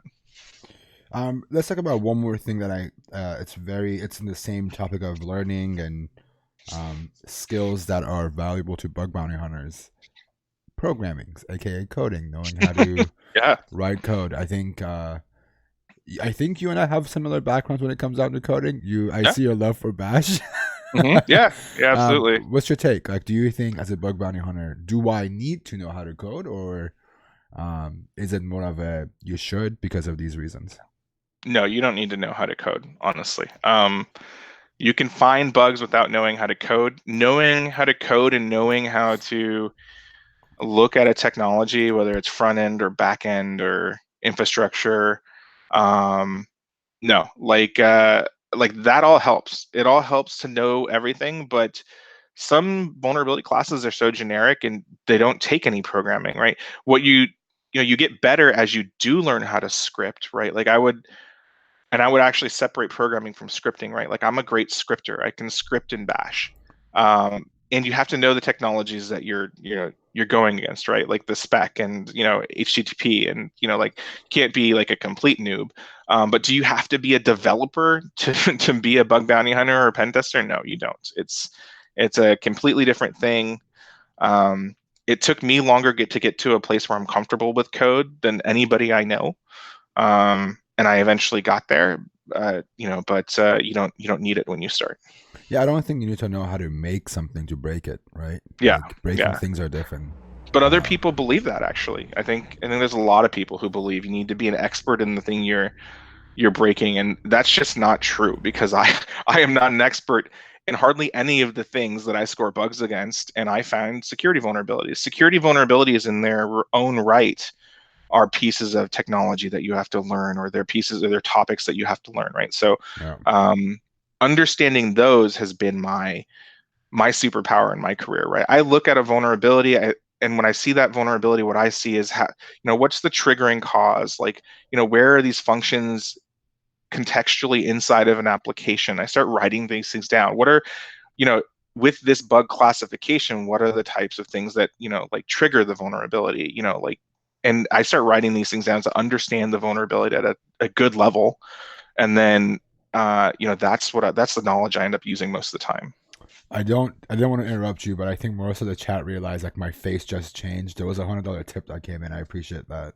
Oh my goodness! Yeah, Congrats, I just sorry, my face just completely changed, and I just see all dude. the comments. I want to make sure I That's acknowledge some that. Thank you burrito so money. much, man. That's some pizza, burrito, and Oh man, drink money. Thank you so much. I appreciate that. there you go. Yeah, I agree. Like, I think knowing you don't have to be a full stack developer, but understanding like what goes into the process of building a website. You don't have to fucking build an entire website on your own. Go spin up WordPress, install Apache, Yeah. MySQL, Yep. PHP on your own, and then run through the phases of what it takes to develop a website to understand the technology. Definitely helps you, but you don't have to go and write WordPress on your own, like a blog platform to become a good hacker.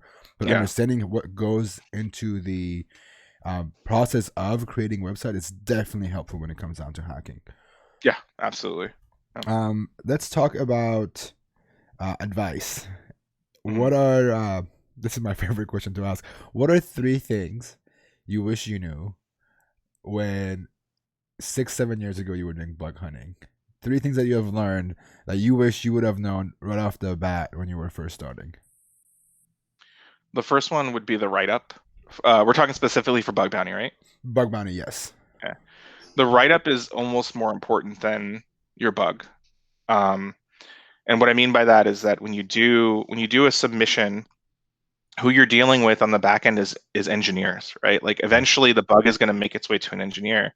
And a lot of time an engineer thinks about an application and a security vulnerability as like a functional bug that, oh, something happened, right? And they don't understand like a security person or care like a security person about the impact that could happen. So when I was doing a lot of stuff early on, I would submit cross-site scripting bugs and like, or an access control bug or something like that, and I wouldn't really describe how that bug actually affected that company, like not just how that bug affects an application, but how it affects that company, right? And somewhere along the line, 3 years in, 4 years in, I started creating templates that were really detailed and left spots for contextual proof of concepts. And that's not like writing a more technical bug. That's like, hey, Shopify, I found an XSS, on your site.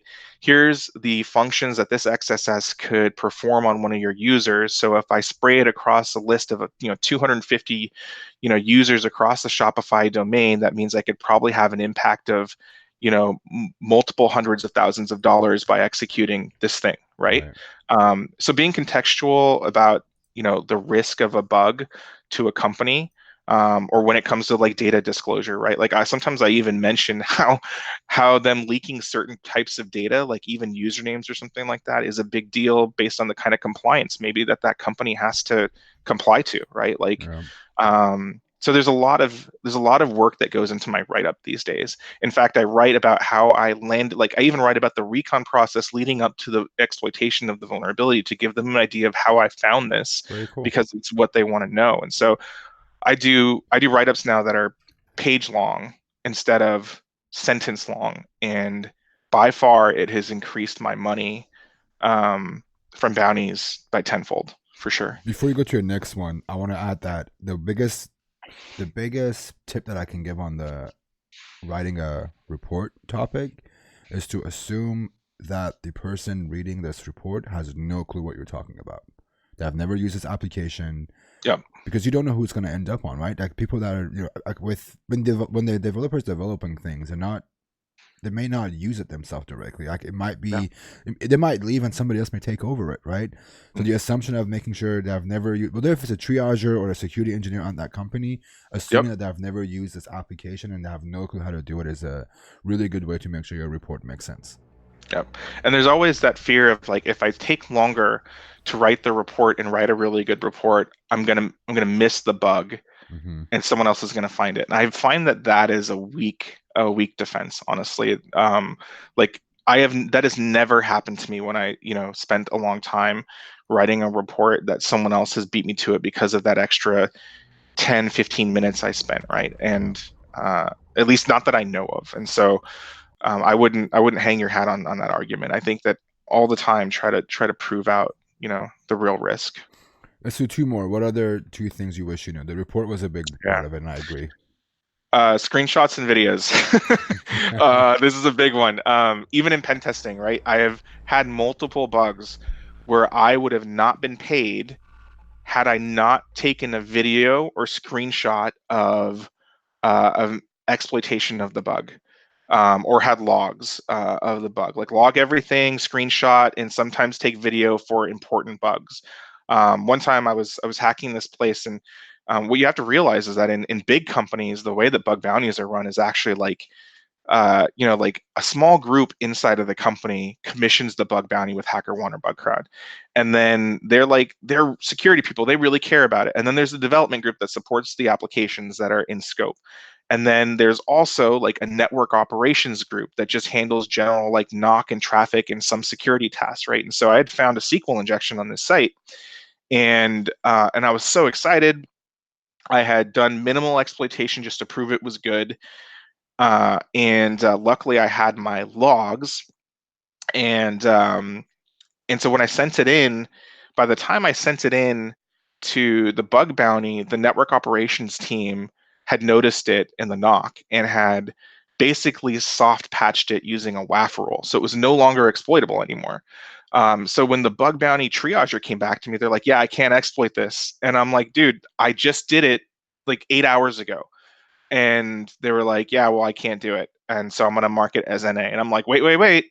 I have a screenshot of the table names, and I have a screenshot of the version number of the database, so I can prove that it was exploitable 8 hours ago. I know that this company, for instance, does stuff like this, so please pass it on to the company. And so they did.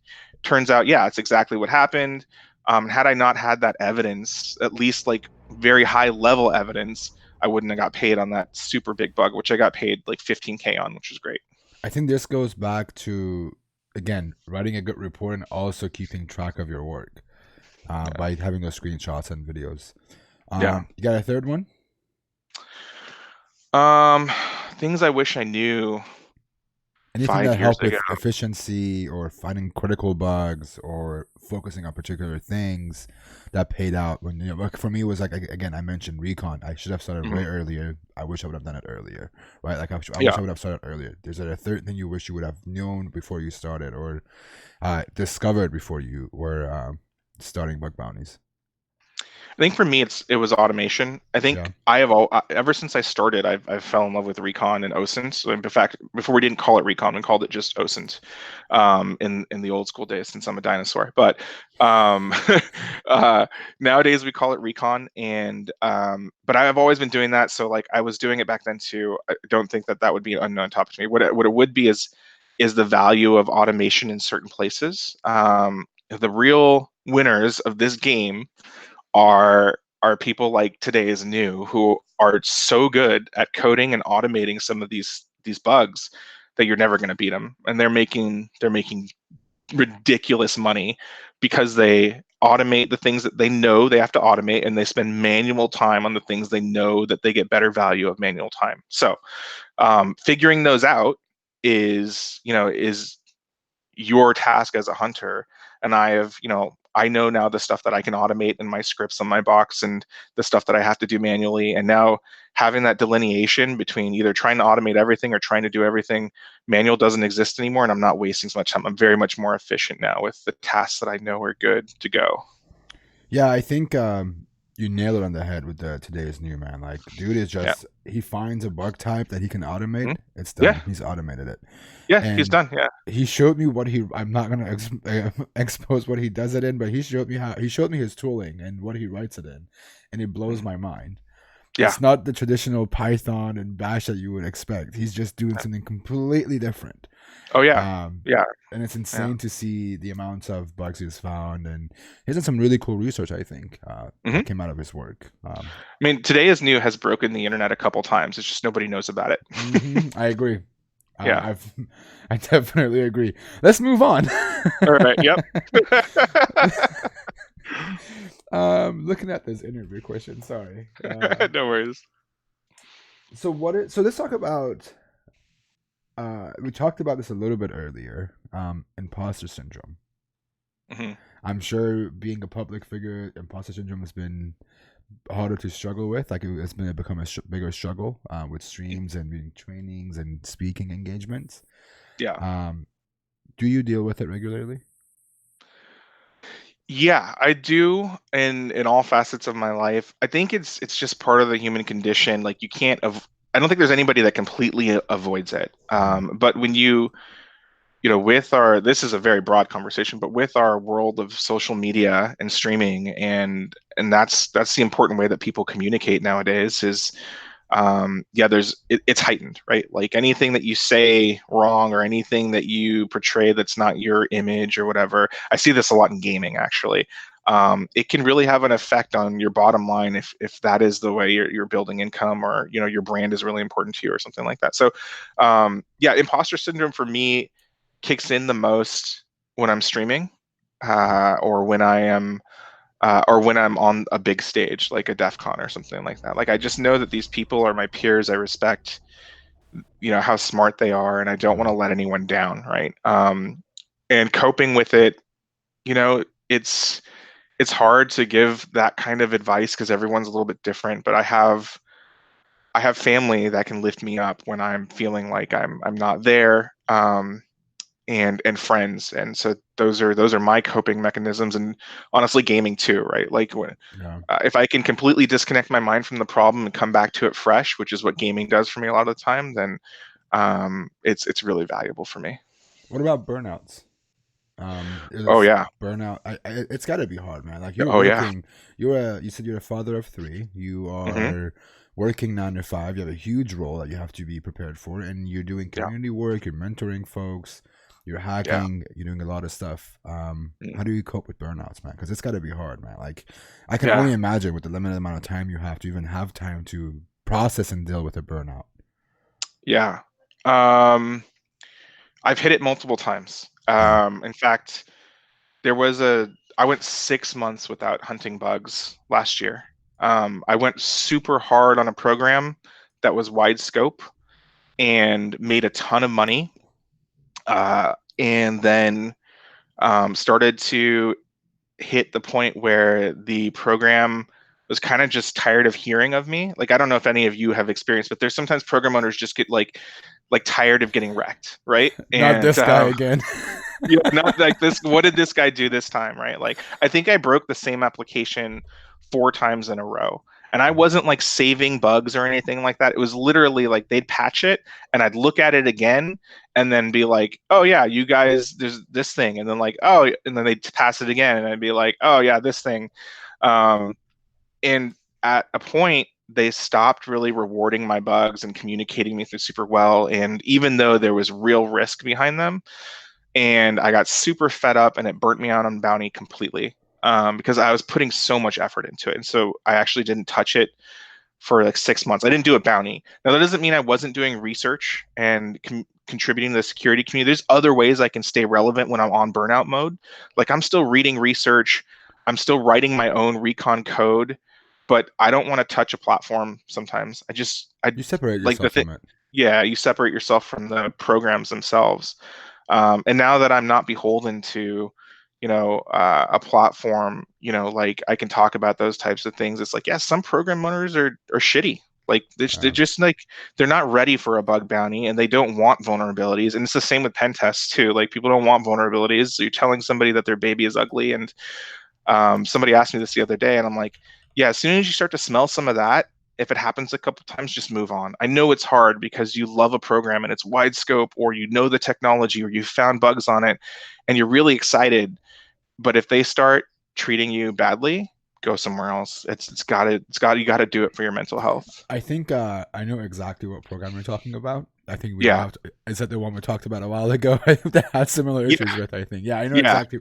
I've dealt with similar stuff. I mean, it's a shitty Yeah. feeling, but I think burnouts are a part of the game, right? Like in anything you do, in gaming, even in streaming and hacking, programming, whatever it is, you're gonna hit burnouts if you don't take a break and separate yourself from it.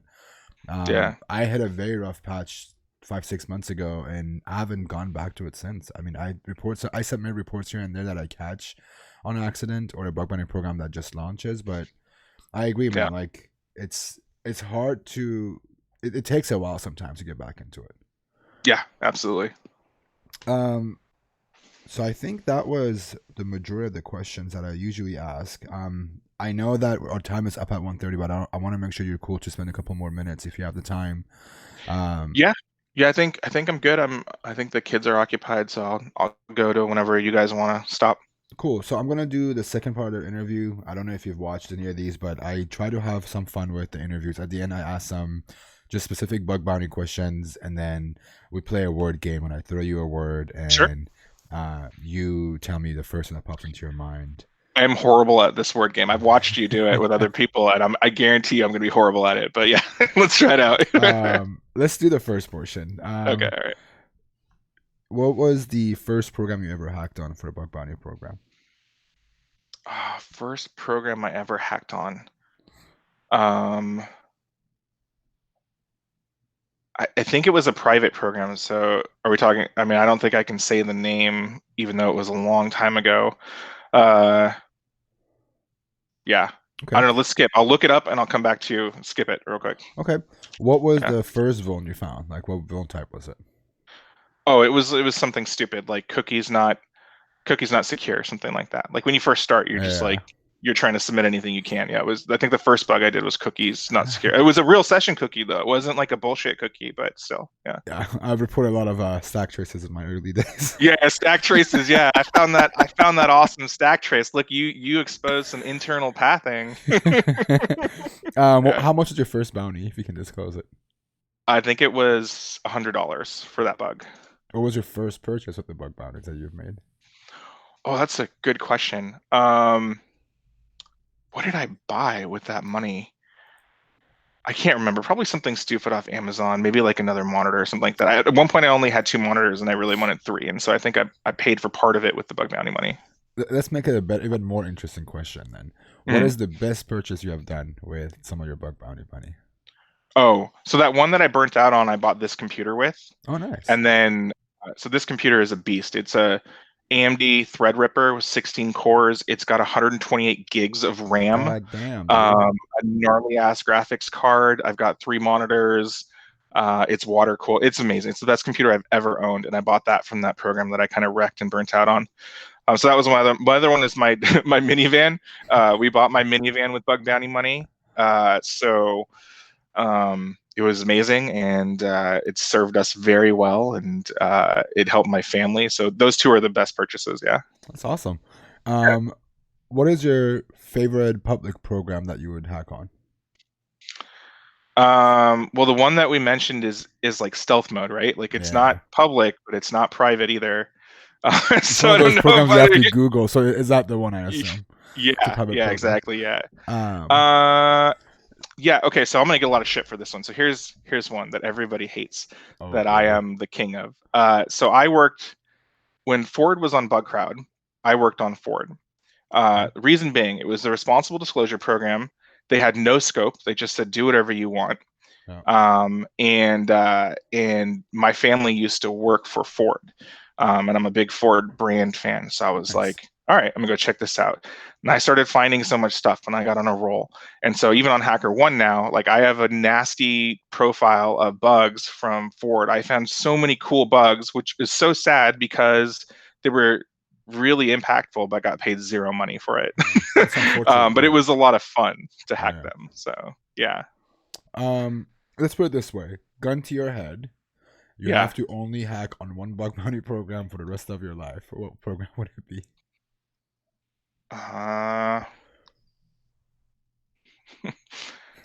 Gun to my head. It's such a weird question. Makes sense.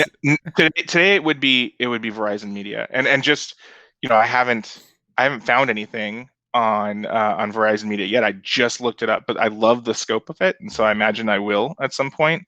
So yeah, it's probably because it's just the right type. I'm like so late to that game, but there's still bugs to be found there. Tesla was cool.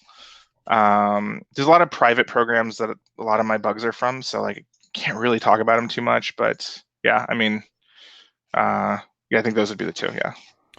What are some hackers you collaborate with? Who are some of the hackers that you collaborate with? Oh, this is a interesting question. I don't. Which I feel really, really bad about.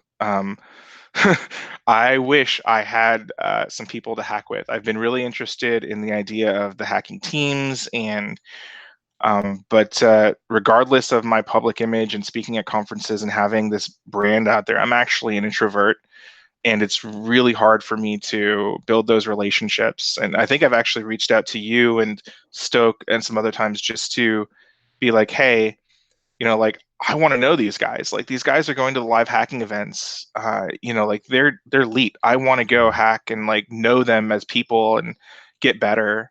And so, but I haven't. It just hasn't panned out. So I end up doing mostly everything solo. Back when I worked at a company, though, you're forced to work on teams sometimes, and I worked with some really smart people. If I had to sit down with anyone right now, it would be Dan. Dan and I would just sit down and wreck a program together, I think. So. Yeah, but I don't any of the traditional like bug bounty bromances that exist, or I'm not a part of any of those, and it's to my detriment. I think it's a great thing. Well, I don't know if you said yes to this, but I'll say it publicly on my stream. I will make it a 2020 goal of mine for you and I to do at least a blog post or a talk or research together. I love that. You and I have talked about doing this for the past 5 years. Circumstances were different in the past. Yeah. That we couldn't make it happen, unfortunately. But I think now is a very good time to do this, and maybe it doesn't even have to be a team or anything. It could just be you and I taking down that program we both shared a hatred for, or love for, whatever you want to say. Love and hatred, yeah. And we can make it into a research, man. I would be more than happy to. You have been someone that I have looked up to and I've been friends with, and I've wanted to work with. I was dying to work with you in the past, but we couldn't for different reasons. And I think if you guys want to make it, if you guys want to see this happen, drop some comments and do the bounty please emotes for Haddix and I to finally do some collaboration together. I think that would be. I see a lot of people highlighting their messages to do it. I've been dying to do it, and maybe we can meet regularly and chat together and figure out something we can do. I would be more than happy to do that, man. I would love to do it. Okay. it would be an honor for me to do it. You're at the end of the day, you have been someone that has been doing speaking engagements, and you kind of got me motivated to become a speaker myself. I don't know Oh, if dude. you know that yourself, but you played a huge role in that, man. Like for me to Thanks, man. become a public Thank you. speaker and seeing the amount of love you get at conferences was just like, ooh, how do I become this guy? How do I become like this guy? And same thing, man. I'm so proud of you for I all of appreciate this, that, right? The man. the streaming, the community you've built, the way you've given back. Your talk at DefCon was so awesome. It was great. You and Deacon, it was amazing. Yeah, I mean, anytime you want to do anything, I'm down. Let's do it. So We had a bromance second there for a minute, but seriously, man, I would love to make that happen. And I'm awesome. saying this public, and it's gonna if it doesn't happen, I'm gonna get shit for it. So we gotta make it happen. Yeah, uh, absolutely. Yeah. so let's talk about lists of hackers you want to collaborate with. You mentioned Stoke. You mentioned myself. Who else? Yeah, I think Zayat is a guy I think who is just super fucking elite. I Yep. also look up to Franz. I would love to sit down with him and do some stuff. Eric today is new. I would love to sit down with him Mm-hmm. and hack with him. You know, uh, what is his name? He was kind of with the Detective Fight crew. I don't know his real name all the time. I usually Matthias? forget it. But yeah, Matthias. Yeah, Yeah. Matthias. Matthias is like the Kobe Bryant of web hacking. He's like ridiculously He's a young fucking and ninja. just super smart. Yeah. I would love to to hack with him and just like get to know them and Inti, like all of the Matthias, other big beast. names, yeah, that exist, right? Like Tommy. I would love to spend some time with Tommy because I think we have similar Prodigy. workflows. Yeah, Yeah. Nathaniel Wakelam. I would love Lucky. to Yep. sit with him. He's also a recon head. So like, we did have a moment at DEF CON like a couple of years ago that I remember we sat down and just started getting drunk and talking about esoteric recon. Yeah. And we were like, yeah, that thing. And it was a lot of fun. So I want more of that in my life. Any of those guys who want to come and, do anything with, I'm open. So yeah. Okay. That sounds Yep. great. I think we gotta make that happen. Yeah, absolutely. Yeah. Let's talk about hobbies. I know you are a huge EDM and EDC fan. Yes. Yeah. Outside of playing video games Yeah. and hacking, what are some other and outside of being a father, because I know that takes a lot of time. What Oh are yeah. some things that you do that you enjoy as a hobby? Um, I'm a pretty blanket nerd, so like, just Netflix and, games and the physical stuff I do. I'm a big fan of paintball. So Nice. I've got like some gear and I go out every once in a while. It keeps me active every once in a while, but there's not a lot of room in the dad of three lifestyle for a ton. And so what I do is game, and I approach gaming the same way I approach hacking, which is I have an unsatiable need to be the best sometimes, like or as good as I can be. And so when I dive into a game, I don't go halfway. It's not just playing a video game, right? It's me doing the same type of research I do for bug bounty or my work on the game. Like right now, I'm playing Path of Exile, which is an insanely complicated game. And it's an action RPG. It's like Diablo, but it has more systems in it than any other game. And I do Reddit research. I follow all the biggest influencers. I'm like trying to design builds myself. I'm like doing all of this shit, trying to be in the top 5%, Wow. of that game. I approach it the same way I do like bounty stuff. So it doesn't leave a lot of time other than gaming, hacking, and working and That's parenting. awesome, So though. I yeah, mean, yeah, I get it, man. It's hard. yeah, Time is a very valuable and limited thing we have. yeah, It makes it hard to do everything we love. Cool. yep. That's awesome. I think that was the yeah, that was those are all the questions. Let's Mhm. do the wordplay. I don't have a whole Yeah, lot, but I do know some of these are going to be fun. Let's start with Burp Suite. sure. Oh, first thing I think of when I think Burp Suite, Yes. uh, analyze parameters, Dan Miesel, bromance, Defcon, community, Recon, life, Buckrowd, friends, EDC, best vacation ever. the sick list, need to pay some more attention to it. And then the last one is mentorship. I miss it. You've done a lot of mentorship, man. You've been very active doing those. So I figured I'll bring that up. I know you have a very big, you have a big heart. You have a big love for mentorship programs. Yeah, I used to take, well, couple years ago now, I used to take people, actually like individuals under mentorship classes, and teach 10 to 15 of them at a time in like a boot camp. And I haven't been able to do that in the last couple of years just because I've been so busy, but I miss some of that. Hopefully the YouTube stuff and the streaming stuff can reach a lot of people, and that'll be good. Yeah, I think there is more people that would get indirect mentorship from stuff like that than there is in mentorship, because I think when you mentor someone, it's just limited individuals versus masses who want to learn on their own. Yeah. I mean, I had a special reason. So I had a clan that I was in, and they turned into real life friends, but I was playing all kinds of video games with them, and they were all doing different stuff and heard that I was doing this hacking stuff, and they were like, "That's a job?" And I was like, "Yeah." I was like, "If you really want to dive into it, and you would give me, your time, and I'll teach you." And a couple of them now are security analysts all over the place. So super proud of those guys. And they were also veterans. They had just kind of came back from being deployed, some of them. So yeah. So let's it is 1:33 my time. Let's do 7 minutes of questions. I'm gonna close out questions starting 7 minutes from now. So send them in now if you have any questions for Jason. If you're not familiar with Jason, again, at jhaddix on Twitter. Make sure you give him a follow. If you have questions for him, this is the time to ask. I know it's delayed, so we're gonna give him some time to come up with questions. If you did throw a question that didn't get answered, also this is the time to ask it again. Any advice Android bug bounty related? Do you have any advice for bug bounty hunting when it comes into Android? Like Android actual bugs that make you money are usually like dumb things, like the application is writing sensitive data to data storage places which are public to other applications, and they're not in their own kind of secure enclave, right? You're not going to find a lot of ODay and apps on bug bounty programs. So what actually ends up happening when you see a bug for any mobile app, not just Android, you're going to find most of your stuff in the API or the backend that it's connecting to.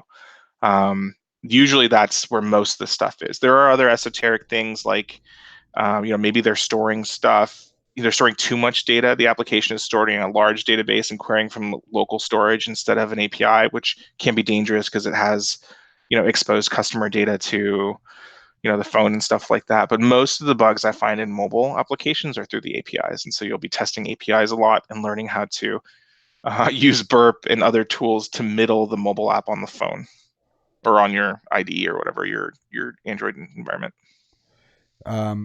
What kind of keyboard and mouse do you use? I'm using a Razer Black Widow, the one that has the programmable macro keys on the side and it lights up.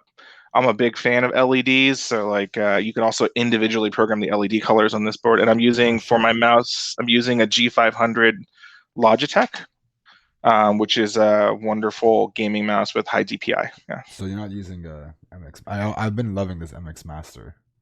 Oh, really? Yeah, it's pretty nice. dope. It's pretty old though. I was like, when you said G500, I was like, wait, he's gonna say MX Master, but no. So I had the Logitech that was the wireless one that charged on the pad, but the pad was too small for when I played first-person shooters. My mouse would slide off of the pad and onto my desk, and so I removed that with replacing the top of my desk with a neoprene mouse pad, the whole top, and now I just use a regular wired mouse that has better control.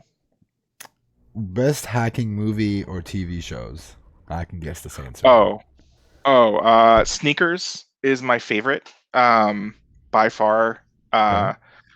Followed by Hackers. Hackers not for the technical content or the accuracy, just for the vibe, right? The vibe of Hackers is wonderful. Yeah, it is. I agree. Yeah. TV show. I mean, Mr. Robot was good for the first few seasons. I didn't watch after the first few seasons, so I can't say anything after that. There was this one called it was like the Kevin Mitnick like reenactment, like movie or whatever. I forget what it was called, but it was Really, decent. there's a movie for that. Yeah, yeah. Oh God. I can't remember the name of it. Someone Maybe I in can find chat's it. gonna Yeah. drop it. Just watch. Someone Yeah, in yeah, chat's gonna yeah, find it. yeah. Yeah, it was like his story or whatever. Yeah. Takedown. It was called Takedown. Yep. I think it was called. Yeah, see, told you, it comes up Yep. immediately. Chat got it. Yeah, yeah. All right, 3 more minutes for questions, guys. If you want to drop them, you have 3 minutes. It's Portswigger's Web Security Academy, a good place to learn the basics of bug bounty hunting. Oh yes, yes. I Duh. totally forgot about Yeah. mentioning that. So yeah, I Web agree. Security Academy is amazing. It is absolutely. The only reason I didn't mention it because it's so new relatively, right? Mhm. But like, yeah, between WebSec Academy, Pentester Lab, all the free broken apps out there, you can do all that. Oh, you're so golden on getting started, right? Then you just need someone to show you the context of like the application or the program you're working on, and you'll eventually find some bugs. And then just like in general, don't give up super easily, right? Like sometimes I feel like giving up after I've done my recon and visited all the sites because they don't look interesting, but always do your whole methodology, your content discovery. Content discovery, oh god. Okay, so content discovery wins. Like recon and content discovery, I don't care any of those names that I dropped earlier about people who I'm working with. Like there's very few of them that are doing anything other or finding bugs that are anything other than related to good recon and good content discovery. It's like 85% of all bugs on any of the platforms are access control issues related to someone doing content discovery. It's insane. Like the amount of bugs that come into the platforms always happen because of directory brute forcing or like something like that. Like it's a large swath of stuff. So learn how to do that. I agree. Yeah. I picked up some tricks just by doing the Pentest the Web Academy by Portswigger. I think it's a really, really good content and really, really good resources to have. Yeah, absolutely. When you get tired of hacking, what do you Mhm. usually do to get fresh eyes?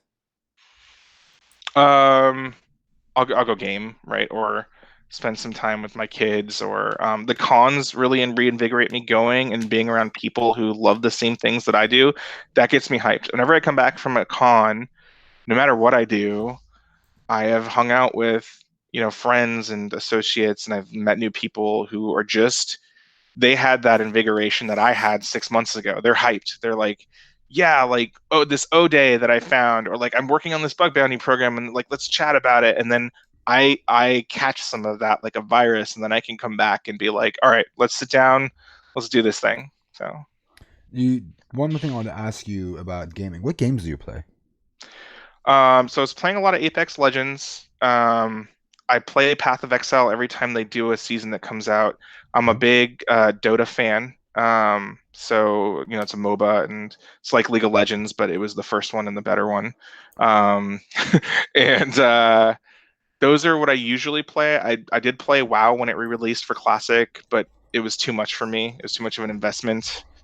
PUBG, I still play a lot of PUBG as well. So any of those are good. Is there any way I can get you to get into Rainbow Six and become a part of our team with me and Mason for now? Yeah, I mean, I'm so bad at R6, it's not even funny. Dude, we will show you the way. You will have a great time, I promise. Okay. Yeah, absolutely. Yeah. I mean, it's our game, right? So like if anybody doesn't know, I work at Ubisoft. Yeah, I didn't want to mention that. I don't know if you wanted to bring it up or not. No, it's fine. It's totally fine. This is how much I love Rainbow Six. Yeah, Rainbow Six is an amazing tactical shooter that I am spectacularly horrible at. And I know it's a game like Dota where you just have to invest the time to get good at it. And so I want to do that. I don't have any friends that play it, honestly, in my guild. And so, dude, let's do it. I'll play some and it'll be great. If you ever look at Discord, I think 90% of the time I'm on Discord, I'm playing Rainbow Six with Mason. Oh, nice. Dude, join us. You can be a third leg of. We don't. I get very competitive in Rainbow Six. I think Mason could say. I think Mason has heard me slam my mouse a couple of times when we play. But at the end of the day, we have such a blast playing it that I don't. Like, the game is 6 years old, 5 years old, right? Who gives a shit about being competitive? But it's just such a fun game, and I get pissed at myself for doing dumb shit. And I'll be more than happy to play, man. That'll be very awesome to game together. Yeah, I plan to go to the international or the invitational in Montreal because it's Making me it's work jealous. related, and I'm so hyped to go to that event. And just I'm a big esports fan as well, right? Like not Yeah. just some of the games I don't even play, but I watch because I love the competitive thing about video games that's coming out right now, right? Like, when I was a kid, being a nerd was purgatory. It sucked, Yeah. right? Like you were made fun of for being a Hmm. nerd and being into computers and stuff like that. Nowadays, you can be a superstar if you're good at a video game. Like you can be Jordan in a game and make Yeah. money, and I love everything about what video games brings to kind of the world. And so I'm a big proponent of supporting esports and even watching them as just sports. Yeah, I jealous that you're gonna go to the nationals for you guys' company at Montreal. I would love. I can't leave right now, but if I had the chance to go to any of these, man, it would be so much fun. Yeah, yeah. Let's talk about some of these other questions. When do you Yep, yep, yep. stop when do you stop on an endpoint like to fuzz it or a parameter to fuzz it? When is it enough is enough? When do you draw that line? Um, so part of the workflow is the directory brute forcing.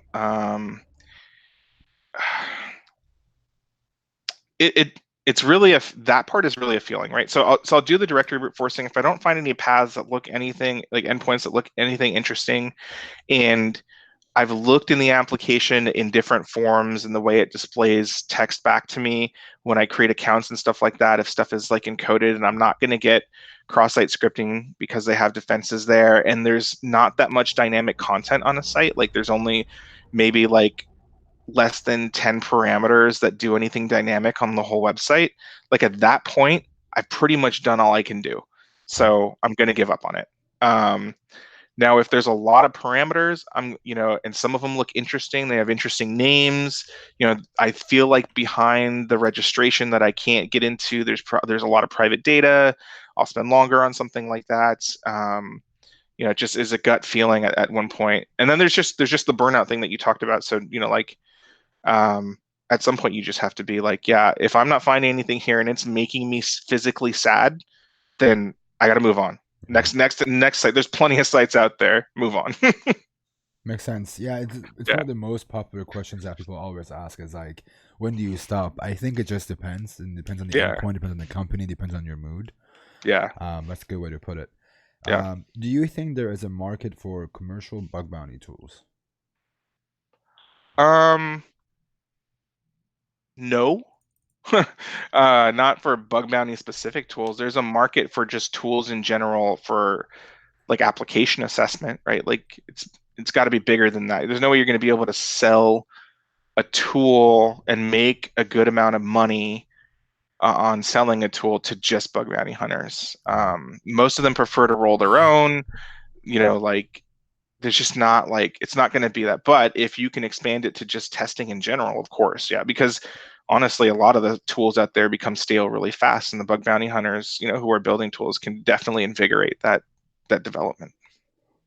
There was a question about teaching kids hacking Mhm. or introducing to them. Have you done that with your kids? Have you introduced any of them to Yes. hacking? How did you do it?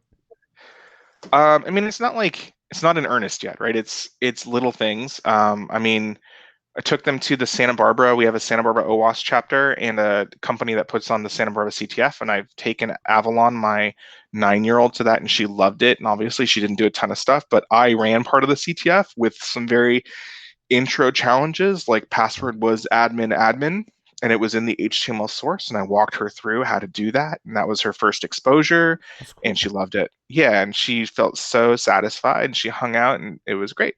Then I've also gone into my kids' school and talked about what I do, like the bring your parents to school kind of thing, Yeah. and that was really interesting. I think I might have been the coolest dad who did that, which was made me feel good. So Yeah. Yeah. talking about working at a video game company and being a hacker, they had so many questions. That was fun. And then they went to Defcon last year, so they went to Roots, which is Defcon's kids area. Yep. If you have kids, I so much suggest it because it's not verbatim hacking, but They taught my girls how to solder.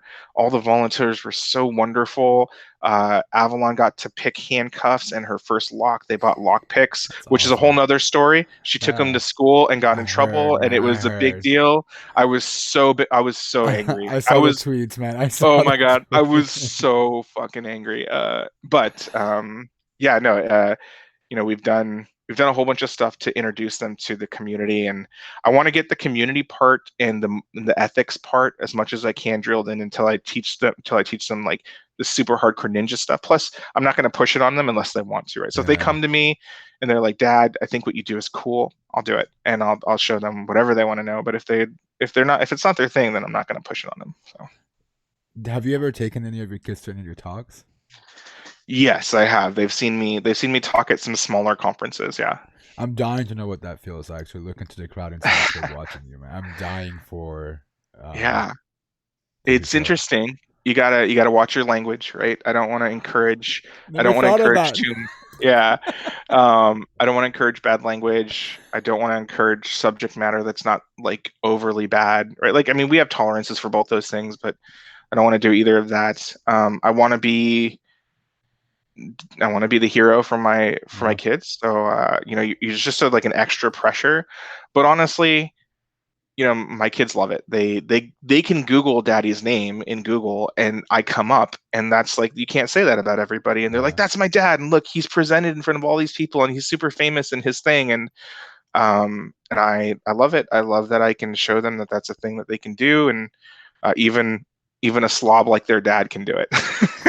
That's a cool feeling, though, man. Like it's gotta Yeah. be a great feeling to have that, you know. Yeah. I know being a dad, you're always a hero to your kids, Yeah. but like to that extreme of like my dad's done this, like it's this cool thing that they actually like and they go to it. It's really really cool. Yeah. Yeah. What about some podcasts? Do you listen to any cool podcasts or anything that's besides Twitter for learning or just To do. hobbies, whatever? I listen to Dan's podcast to aggregate security news. So he Okay. has one called Unsupervised Learning, Yep. and I listen to that. I try to catch up on it when I'm putting my boy to sleep because I'm still laying down with him to put him to bed. Mm-hmm. And so I'll just put my AirPods in while he's there and I'm listening. And so I try to listen to that. I've always liked Risky Biz because Patrick gives two fucks about what anyone else thinks and tells the truth most of the time. So I love Risky Biz. Absolute AppSec is another one by guys who work at GitHub and some really awesome trainers, Seth and some other guys. And I like that one because they're also really focused on AppSec and have really good guests. And I have a couple friends who run podcasts as well. So I do listen to them infrequently. Sometimes I'll put them on in the background while I'm doing, like making a PowerPoint presentation or something like that. So yeah. Ash, what is your favorite video game and why is it Dota 2? Yeah, I mean, my favorite video game is probably Dota, I would say. It's seasons, right? You have video games that you go through seasons that you like, right? So right now it's Path of Exile, but conglomerately through my whole life, it's probably been Dota. Why? Because it was out first. It was the first MOBA. I don't know. It has a higher skill component to it, right? Like there's more skill shots in it than anything else, so Yeah. it separates some players in that way. And I'm just bought in at this point, right? Like I've been with it so long. I'm not going to start being like a primary League of Legends player. Like, although my guild has started to play more LoL and doing ARAM, and I've jumped in a couple times, and I know guys at Riot who are super cool, well, guys and girls at Riot who are super cool and work on those teams. So I have a lot of respect for that company. So yeah, it's Yeah, I'm not a big Dota player to be honest. I've not yeah, spent too much time on League or WoW or anything like that. So when it comes up, I'm like, I've only played maybe like 1 or 2 games. I'm trash at it. I don't know how to get better at these games. I yeah. stick to Rainbow Six. That's why I stick to it. Yeah, I mean, I suck too. Sometimes when we don't want to get the toxicity of the game public, we'll just play bots or something like that, like just a friendly game where we can just BS and Yeah. like sometimes, yeah. You spoke about using Burp's crawl feature for content discovery earlier. I remember you talking Yeah. about this before in your How Mhm. to Shot web. Is this still as effective as before? Yes, it's very effective. So I call it link discovery. Okay. I did it on the last stream I did, which is both clipped and on YouTube. So at some point in there, I open up Burp, and basically what you do is you go to your first site and spider it with Burp. And then that'll find, and then you put in a scope rule that has the keyword. In that case, it was Tesla. And I Okay. just put in the keyword Tesla and then also solar because of Solar City and some other stuff. And you put in your keywords for what you think the brand's name is going to be or whatever.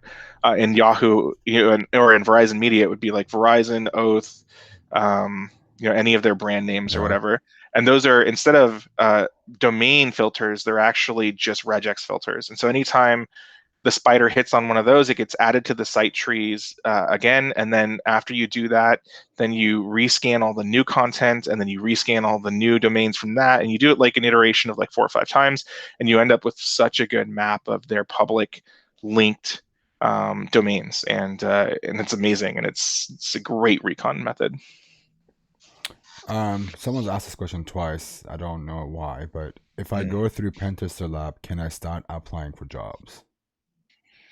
Yeah, I mean, if you feel comfortable executing the vulnerabilities, yeah, you could. So like Kev, who's one of my best friends, he's working at Bugcrowd right now. He did a lot of pen tester lab, and put it on his resume, got the certs, and did other stuff too to get comfortable with testing vulnerabilities and then also triaging them. And then he landed a job. So yeah. If you use a VM for Kali Linux, do you also need a VPN on the Windows machine hosting the VM? Wait, say that again. If you use a VM for Uh, Kali, do you yeah. also need a VPN on the Windows machine hosting the VM? I mean, you could tunnel it through a VPN if you don't want to like get your house banned, like we were talking about earlier.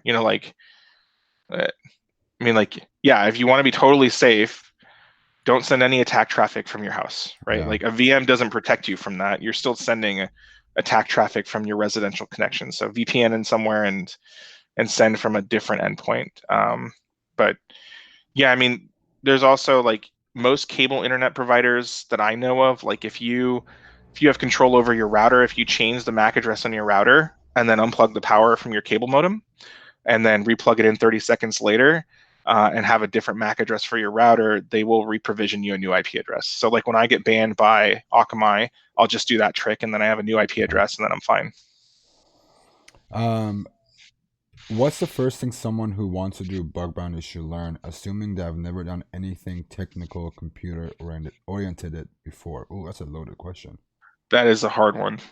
That is an expectation like a lot of people, or it's like a question that comes up and an expectation a lot of people have is like, there is a first thing, right? And there's a lot that goes into this, right? Like knowing about website technology and then knowing about vulnerabilities. And I think that, the Web Application Hackers Handbook was my introduction, and it was hard to slog through that when I first started and didn't know crap about any of this. Now there's more video resources and stuff like that. But I would make sure to own that book and try to like the first chapter introduces you to security vulnerabilities for websites and tells you why they're important and gives you some examples, and then just read one chapter at a time. Like don't try to read the whole book like back to back to back. Like try to investigate one thing at a time. But I mean, it's a hard question. It's like, like how do I get to be Michael Jordan? And you're like, I don't know. Like I think you gave a good advice though. Like understanding how the internet works is a Mhm. good place to start. Like Yeah, understanding what an IP address is, what a port is, what are its yeah. requests, and you have to understand what goes into the background. Understanding web servers and application languages. Like you don't need to be able to code them, but you need to understand how they work, so. How do you approach a Uber-sized program when you already know that people would be scheming for most XSS and CSRF has already been found and automated? I think we talked about this a little bit. I'm gonna Yeah. clip this, Grimjaw. I'll have a clip out for this, and I'll tweet it out in a sec because you talked about your workflow a little bit earlier, and I don't want us to go down that rabbit hole. Yeah. Due to time. Best way to fuzz API. How do you fuzz an API? I mean, I use the application first, right? So, So you have to, usually for me to have any success in an API, I need an account that has access to actually execute the commands, right? Otherwise, you're not going to do shit usually. And then use the API, find out the parameters in the JSON, and just use burps. Like you have to do most of it manually, right? Like a lot of burp will not automatically fuzz JSON request values. So you have to fuzz them manually using, like, if you want to do the easy way, right click and send to active scanner when you mark up payload position in burp, or you load your own custom fuzz list from something like seclist or one that you built yourself and just start fuzzing that. I also fuzz parameter names because I've hit some bugs before where fuzzing the parameter name has actually caused like web service crashes and bugs that were great. And then also futz with the request method, right? Because like APIs are contextual to request methods. And so if you can learn how to do that, that's a good start. There's other things like file uploads that take place via APIs that are more esoteric, and you can try to do bugs like that. But that's where I start. Speaking of Seclist, do you still use it yourself? How do you use it if you do? I do, yeah. So seclists I use for the fuzzing payloads. I have my own lists that I'm going to reincorporate into seclists pretty soon for like, the content discovery and subdomain brute forcing. And there's no reason I haven't committed those. It's just honestly laziness. So at some point I'll reintegrate those. What's your stance? I don't like this question, but we're gonna ask it. What's your stance thoughts for companies running VDP publicly and running a bug bounty program with the same scope in private? I haven't seen that before. I haven't seen the same exact scope being both private and public. Have you seen that, and what do you think of it? Oh yeah, it absolutely exists, 100%. Not in a minority either. It exists. I think I've seen programs launch a bug bounty program where the scope is different and they pay for it, but I don't see the point of running both. But I'll let you speak on what you think of them, and I'll talk about it as well. Yeah, absolutely. I'm not a big fan. The reasoning behind it is usually that the company kind of only wants to work with super talented or trusted people, one or the other. And without gimping your hackers that can join your platform by like a background check or something like that, because not everybody can do that. They'll try to do this way. Well, they'll set up a public VDP, which doesn't have any rewards. And then once they see people have had a successful bug, then they'll funnel them into a private bug bounty program that pays. And I don't totally think it's wrong, right? Like if you're a big program, you get so much spam and it requires you to have a lot of diligence to deal with, just a lot of spam that, knowing someone is legit and inviting them to, work on your program could be a valid way, but it also means that the first bug anybody finds on your platform doesn't get paid for it, which sucks a lot, especially if you find a crit. So, what is my thought? Like, I'm not totally against it. It does feel kind of sucky, but like, I'm not totally against it. If I was a hunter, I would focus on like a low level vulnerability before I submitted my RC to that program if I knew that they had like a back end, whatever, like a back end paid program or something like that. Yeah, I think I have the same views on it, but I don't hack on VDPs, and I don't think VDPs get a lot of high value submissions. I think it's mostly just it's a communication channel. If in case somebody does find a bug, they want to report it to them. That's how I look at VDPs. Like, okay, if you have a VDP, I'll give it to you for free if I come across it for free. But the best part of using VDPs for me is just if I'm running a new tool, and most of these VDPs have a wildcard scope. GM, for example, one for whatever you want to work on. That has been the only way I've used it. Yeah, I will also do that. Right, it's great for training too. For trainers, you can go to a VDP and like be like, yeah, we're gonna test against like a real live site, and like, like this has become an unpopular opinion of that. Like working on a VDP can like help you train for a real bug bounty, but it absolutely is true. Like, if you the skills are transferable. Yeah, they're absolutely transferable. Like if you spend some time and get some confidence and find stuff on, Ford, which has like a pretty bad reputation right now, like, but you find some stuff and you can transfer all that information to another program. And a lot of people are like, well, don't sell your skills for free or whatever. But it's like, bro, a lot of people are just trying to learn. They're just trying to like figure it out and like use some of these tools on a real live site instead of VMs or a practice site. I don't think there's anything wrong with that. You have a real OWASP juice shop if you were going hacking on like Ford and all those, right? Yeah, exactly, right? Yeah. I just realized Daniel Miesler has been watching us, and he said, "Hey guys," a while ago, and I missed it. If you're still hey, watching Dan. this, hey. Love you, bro. What is your recommendation on reading the Web Applications Hacker Handbook for noobs like myself just starting out? I mean, it's every AppSec person for the last 10 years has been calling that book like the web app tester's Bible, right? So it's like, first of all, you have to own it. It's not digestible in one sitting. Like I said, you have to take it, section by section. But yeah, you have to have it, I think. And then someone linked Pete's book at some point. Pete's book is also really great. Yep. To see all of the bugs in action and the investigation and context around those bugs in real life sites like Uber and stuff like that. So that's also cool. And now, the former authors of the Web Application Testers Hackers Handbook have the web security training on Portswigger. So now you have some practical live fire exercises too. So there's no, like, I don't know if there's a great answer to that. Yes, you should own it. It's the greatest one piece of text that's probably ever been put together about web hacking, along with the OWASP testing guide. Is it noob friendly? Meh, but you're gonna have to have it anyway. So try to read it. But it covers a lot. It covers a lot, and I think that if you don't understand something, it tells you where you need to go and learn.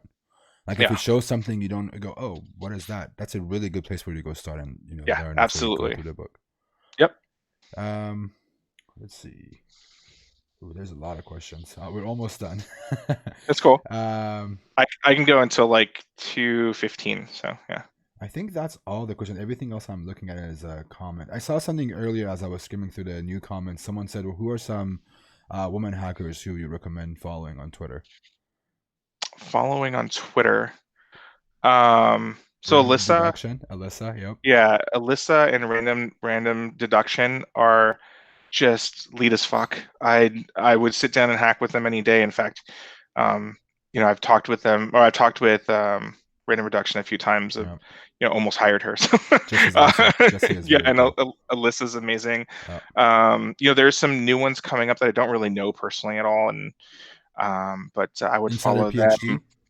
Yeah, exactly. That was someone just put me onto her tweets and her write-ups. They're so well done. It's awesome.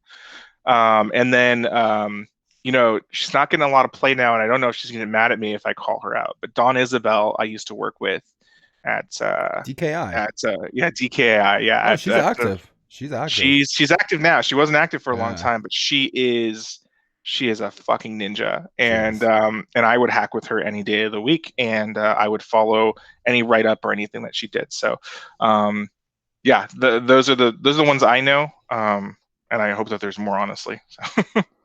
I think these are all the questions. I always end the interview with Asha's favorite question that he's asked every guest almost, and I've tried to keep it as a part of this is, where do you see these this bug bounty community going in the next 3 to 5 years? That's a great question. I think that at some point the model is going to overtake like kind of the consultancy stuff that we have right now, right? Like the pen testing and red team and stuff. It'll be all distributed, and it'll be more provider, which is us, the testers, directly to consumers with the platforms in the middle, but with less of a heavy-handed approach. Yep. I think that it all becomes one hacking community again at some point. I feel like all the drama at some point goes away. Hopefully, yeah. Between like pen testers, red teamers, and bug bounty hunters and stuff like that. I think at someday we're all at some point we're all doing the same thing. So I hope that it goes that way. I hope that like content creation, people who are making YouTube videos and stuff like that, testers get more agency in how they get invited and how they get paid out and stuff like that. So, and they build more brands like you have and things like that. And there's more learning involved. And so I think all that will come. Like people feel like we're late to the game if you're starting right now, but you're not. You're in the absolute beginning of it, right? Like this is, this was unheard of when I started, right? Like getting random people on the internet to test your website, like that is absolutely not going to happen. And now 10 years later or 15 years later, it's almost a commonplace thing for most advanced, tech companies. And, eventually we'll get there where it's part of everybody's security kind of regimen, right? So I think it has a bright future. I think that there's some hiccups, right? Some parts of it suck, right? Especially for the hunters. And, like be loud, do all the things that you're already doing, complain if there's some injustice, but also realize that there's, humans on the other side of every program, and we'll get there. I think we'll be all right. Well, that is it. This again is Jason Haddix at jhaddix on Twitter. Before I do let you go, man, I want to say thank you so much for doing this. I'm going to put you on the spot that I am going to make it a mission of mine to do a talk together, whether it means doing it like we always talked about at Defcon, or even if it means at a smaller B-sides. I'd be more than honored to do that with you, man. And I would that'd be great. I'm doing this publicly so I can keep myself in check, and I can have people bugging us about it. And I really look forward to doing that, man. And I appreciate you taking your time on a Sunday and spending over 2 hours with me, dropping some knowledge, sharing your experience. And before you say goodbye, is there anything you want to say? Any comments? Any word of advice? Anything you want to add? No, just thanks for doing the stream, man. It's when I can drop by, you see me in chat every once in a while. It's awesome for me also to get to see, and you inspired me to start streaming really because you were doing it first, and it's a lot of fun, and I'm really proud of everyone who's in here trying to learn from each other. Just keep grinding. I know it's hard. Every once in a while though, you'll find that crit. It happens. Just keep grinding. Well, thank you again, man, for joining me. This was more than awesome. Very glad that we actually and finally got to do this together, and you got to be my first guest for the year, and there was a better way to kick off the 2020 interviews than having you on here. So I appreciate you being here, and I look forward to working with you in the future and seeing more of your content and videos on whether if it's Twitch, Twitter, or YouTube. And you guys should all go and check him out on all three platforms. And I'm gonna drop is it at JSONX, right? Yeah, my Twitch is JS0N_X. Yep. And YouTube, I think it's just jhaddix now. Cool. I dropped both of those in here. Cool. Give them a follow. Oh, there we go. Security there we go. Of me. Thanks, guys. Thank you. Yeah, I appreciate it, man. Thank you so much, and hopefully we'll talk soon, and we're gonna get you on that Rainbow Six train soon. All right. All right, everyone. Thank you so much. For sure, man. Thank you so much. We'll talk soon. All right, bye. See you, dude. That was fucking awesome. That was a very, very cool way to I'm speechless. That was a really cool way to start 2020. I say that's a lot, but I think this became one of my favorite interviews. Definitely top 5, top 3, maybe even. No, definitely top 3, I think, interviews I've done. If Jason is watching this, I appreciate him being here again. Forever grateful for it. And I'm going to promise to show up on a stage with Jason at one of these conferences this year. I'm going to make this clip of Haddix really quick, talking about his Recon. And I'm going to post it on Twitter afterwards. The video will be on YouTube, not tomorrow, but a week from tomorrow. I may drop another video tomorrow, and then after that, the first interview video that comes out this week is going to be my AMA from last Sunday, and then followed by Jason's next week. So if you're not following me on Twitter, please go ahead and give me a follow on twitter.com/Nahamsec. It's literally pointed right here. If you haven't seen any of my videos, go over there. Actually, this way, go on this one. I dropped a video not too long ago about SSRF. I love how my fingers are just going left and right on the screen. Yeah, go check them out. I'll be online on Tuesday, hopefully.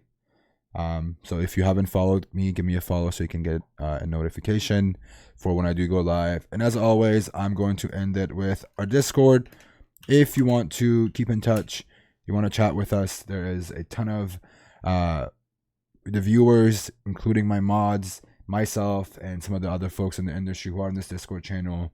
If you want to chat, ask questions, give us some ideas for videos and topics to cover, you're more than welcome to join us.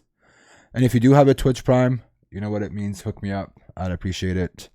Outside of that, thank you all for being here. This was a lot longer than I expected it, but I'm happy it went the way it did. And I will talk to you all on Tuesday.